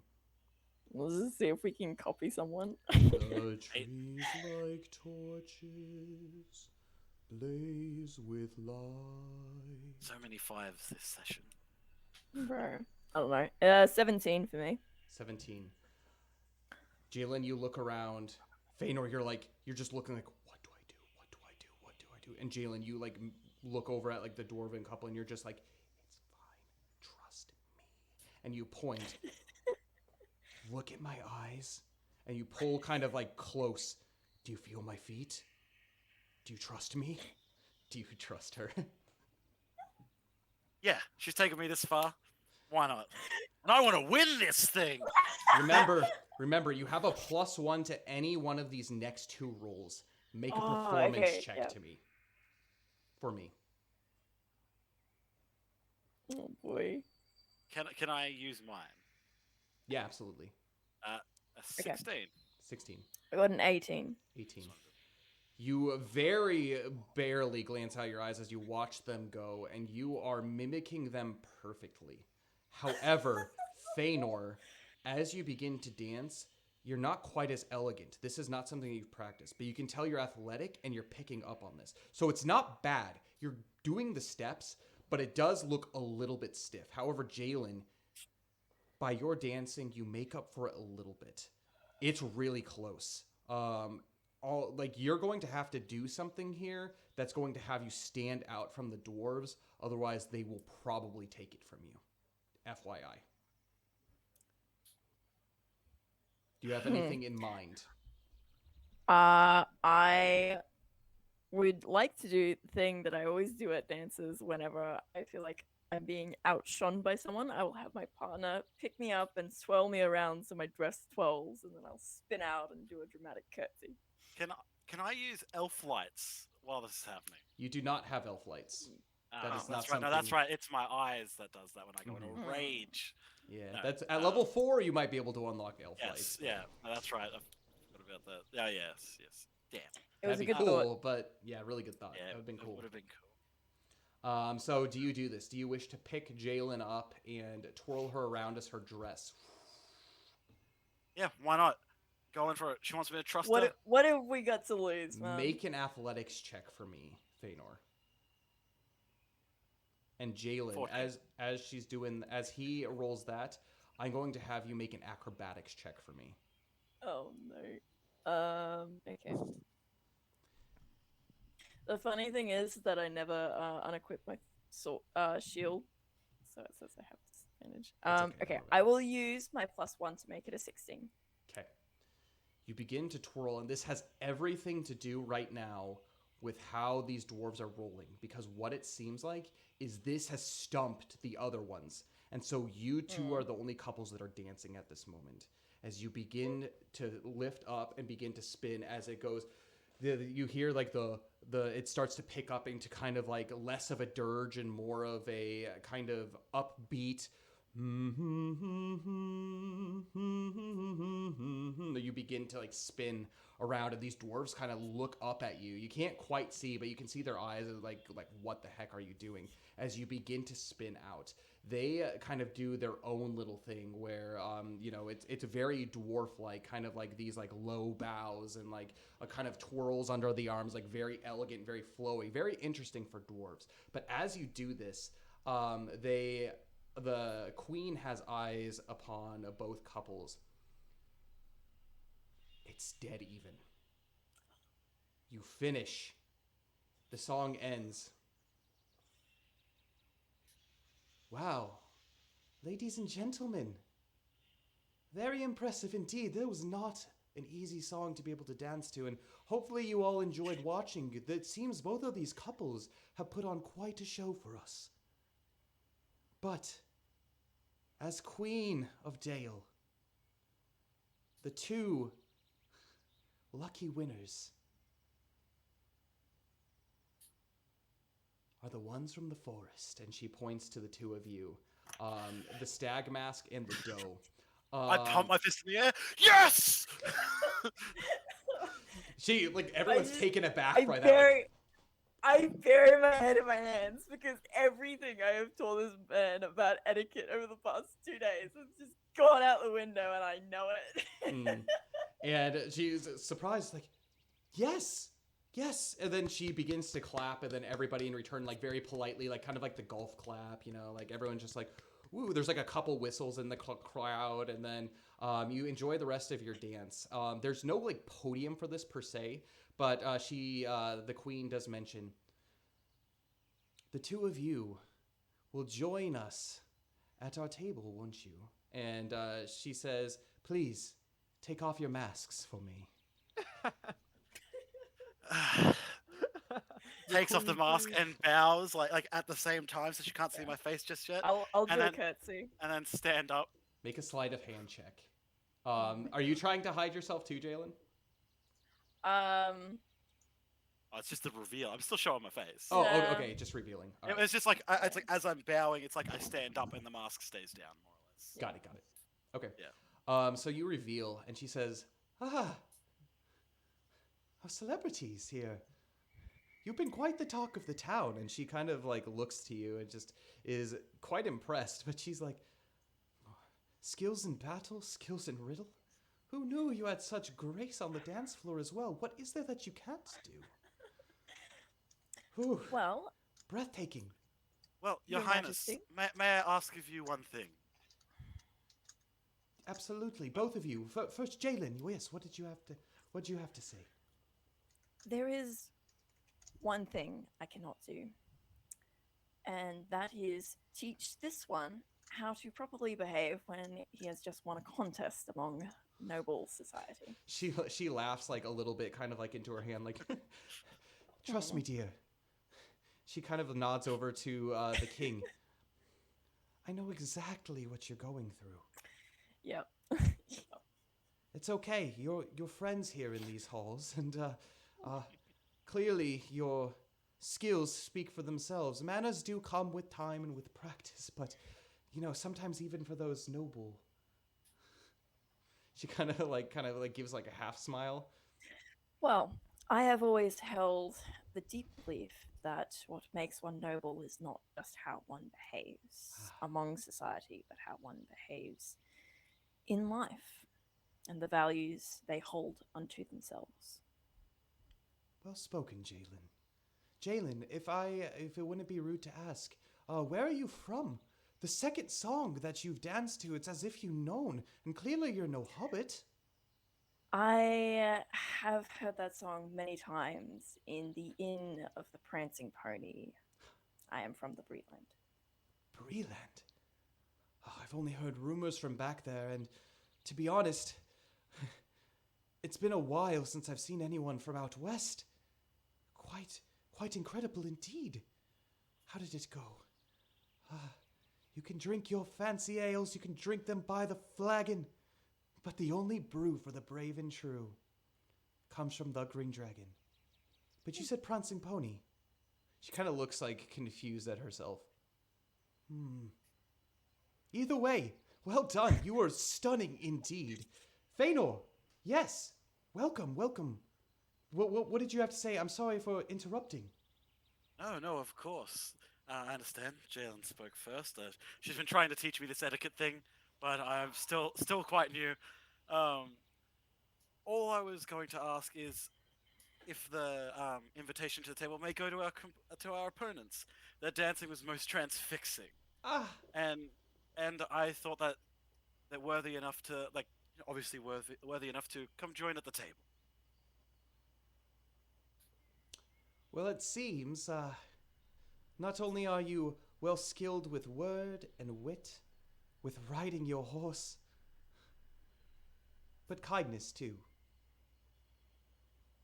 We'll remember that. Absolutely. Oh. And she calls the dwarves over and gives them the you put your masks down. Gives the dwarves these, and they kind of look at you and they bow deeply. Yeah. I would Well love done. to Well just take this moment to compliment on their dancing and asks if they could like teach us how to dance it properly. Yeah, they do. And as the rest of the night continues, they show you kind of how to dance the dirge of the Lonely Mountain. And yeah, I mean, this is relatively familiar, but they said, well, very nice learners. Oh, yes, very nice learners indeed. It's impressive seeing folk not of Durin's folk picking up on something so easily. Yes, yes. Well, it would be a pleasure for us to join you if it's not too much trouble. In 2 nights' time, do you mind if we sit next to the two of you? It would be an honor. What say you, Jaylyn? I don't mind. Well, that depends on quite a bit on where we end up sitting, isn't it? I guess it does depend on if we Win how the we fare in the melee? melee. Well, Oh, you're shall participating in the win the melee as melee. well. yes. Aye. We will It be would be rooting a shame for to you. have won all these contests and leave out the biggest and the best jewel of the crown. Well, we will be rooting for the two of you in the melee. We will make our way down there at first light tomorrow. But do know, if you don't make it through and you do not finish the melee first place, we would be honored. Hopefully as a runners-up gift, as to say. The honor would be all ours. They bow. I would like give like a hearty like dwarven like that I've spent like these months I spent traveling like big slap on the back like yeah of course let's go. This one's got spirit. Oh my gosh. At least Jaylyn can turn it off every now and then. Yeah, I love it. And so the night comes to a close. You make your way, and before you leave, the queen, she makes her way over, and she hands you both together a coin purse. And inside, for the two of you, there is 20 silver pieces to split amongst the two of you. However you want to divide that. Yeah. Well, Jaylyn, you did tutor me, and you didn't need to come to this, so I'd say you take 15. I'll just take the 5. I came in for the experience, not for the money. At least not this time. That is quite generous. Well, I will be stuck talking like this for the next few hours, so I will consider it payment in that kind. Ugh. But thank you for giving me the ticket in the first place. I think that made someone very happy. Or he might have sold it. He was looking in. Where is who did you give it to again? Audience member number 3. Pick number 3, my lord. I'm sorry, 3. Pick number 3, my lord. I have no regrets. But as you leave for the night, it's very elegant. You come back at quite a late hour. It's about 1 a.m. Fortunately, the melee isn't until bright or not bright and early, until early afternoon, and so you can sleep a little bit. So you make your way back. You tell everybody the news, and you go to sleep. The morning comes before you know it, and Faenor, you are just beside yourself with joy about like how much you've been able to experience like these close bonds. Like this is something that you haven't experienced for quite some time, like this genuine joy and like merrymaking and whatnot within the safe walls of Dale as well. Everyone else is kind of enjoying themselves too. Obviously Valineth, Theodric ask how everything went. You diverge those details, and then the next morning comes. You, Jaylyn and Theodric, you sleep in a little bit, but then you wake up getting ready for the melee as you make your way off down to the melee field. This field is actually again south in the city, and during these past couple of days, essentially the arena that had been set up for the Joust had been completely disassembled, and it is now just a vacant, empty field that goes all the way to the river. The melee is to take place out in the open, and what you can see are a number, probably about 80 people strong down there, all in their own teams, ready to be able to combat. And you make your way down, and there is an excitement, there is a buzz. You can see amongst the crowd dwarves of Erabor, dwarves of the Iron Hills, clad in their armor. You can see basically the garrison of Dale, led by, I mean, it's not like a huge like entire army, but like you can see basically Elstan down there with about 6 of his own men standing with him. You can see standing in the middle amongst all of these a very tall, hulking figure. He's almost got hair that kind of drapes down over him, like his arms and everywhere. He is tall and he is large, and he wields 2 axes in each hand. Along with that, you see a couple of what look to be groups of warriors from Esgaroth, from Dale. You even notice that there is actually a troop of woodmen that have made their way basically into the fray. There are all kinds of people that have come specifically for this event, as if it is their first day here. And you make your way down. You are a ragtag group of individuals, and you look out upon your competition as we close this session. Woo! Great session. Beautiful. Thanks, Sorry, Carl. guys. We went late again.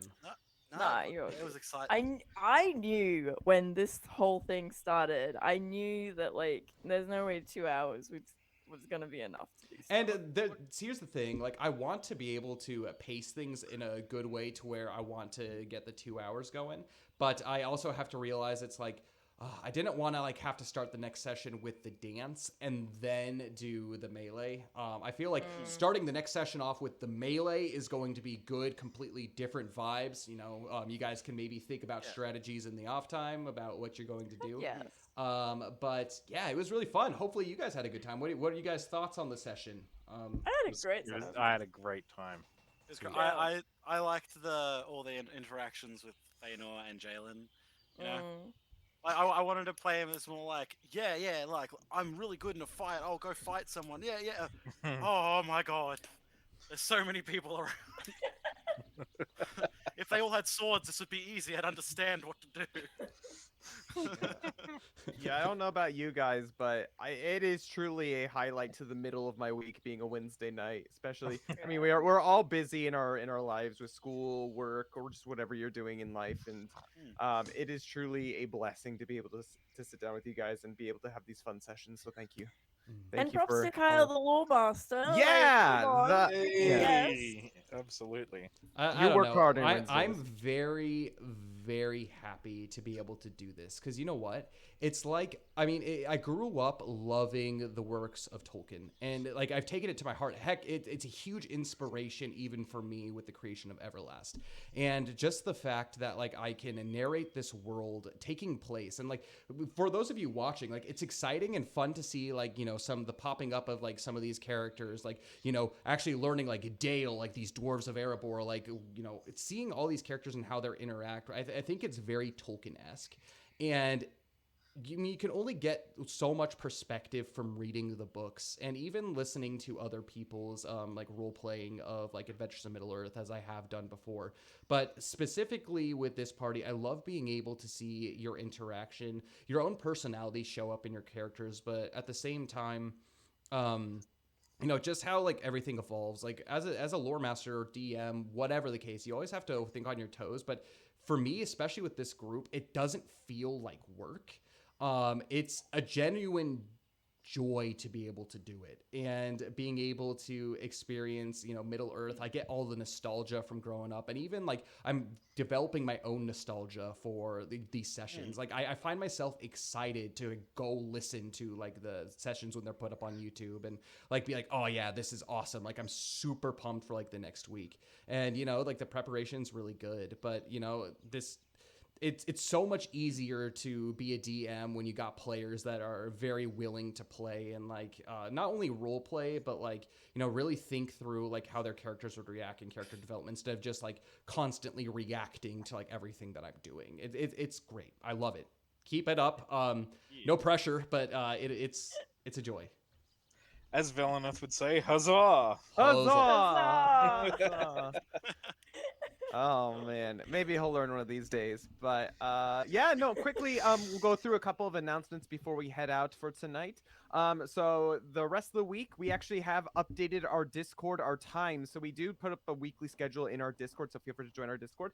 And it is now we're now using a bot that updates to your current PC's time or whatever specific area that you are. So if you're in Japan, it'll show in Japan time. If you're in Australia, it'll show in the many different Australian times that there are. But that way it's like it's actually active for you guys to be able to know, okay, it's actually going to start at this time, all of our different activities we have going for the week. So again, those of you who joined us this morning for Kyle's stream for Pokemon, it was really fun. I enjoyed sticking around for that for as much as I could. And then tomorrow we're going to be finishing up some Elden Ring New Game Plus 6, which will be great. So there'll be lots of fire, lots of tears, I'm sure. And next week we're going to be starting some Breath of the Wild in preparation for Tears of the Kingdom, which is coming out in May. So that's going to be really fun. I'm looking forward to that. What else? Oh yeah, and how can I forget? This Saturday at what is it? I guess technically now 8:30 a.m. Pacific Standard Time, we're going to be continuing Everlast Session 19. Everlast is the brainchild of Kyle, our lore master here. It is a brand new tabletop RPG, which we're producing here at Fantasy Forge Studios, so come join us for that. Anything else, Kyle? Nope, that's it. We also have a sponsor, Dice Snacky. Go check them out. Make sure if you buy something from them, let us know we sent you. It actually brings us towards our goal of being able to do another giveaway for you guys. Dice Snacky has done an amazing job, not only as a sponsor for helping us out here, but they love the commitment of our community, and they want to be able to bring you something great as far as free gifts for helping them out. So cool. It's all good. Players, anything else? Australian. Spider. No. Cress.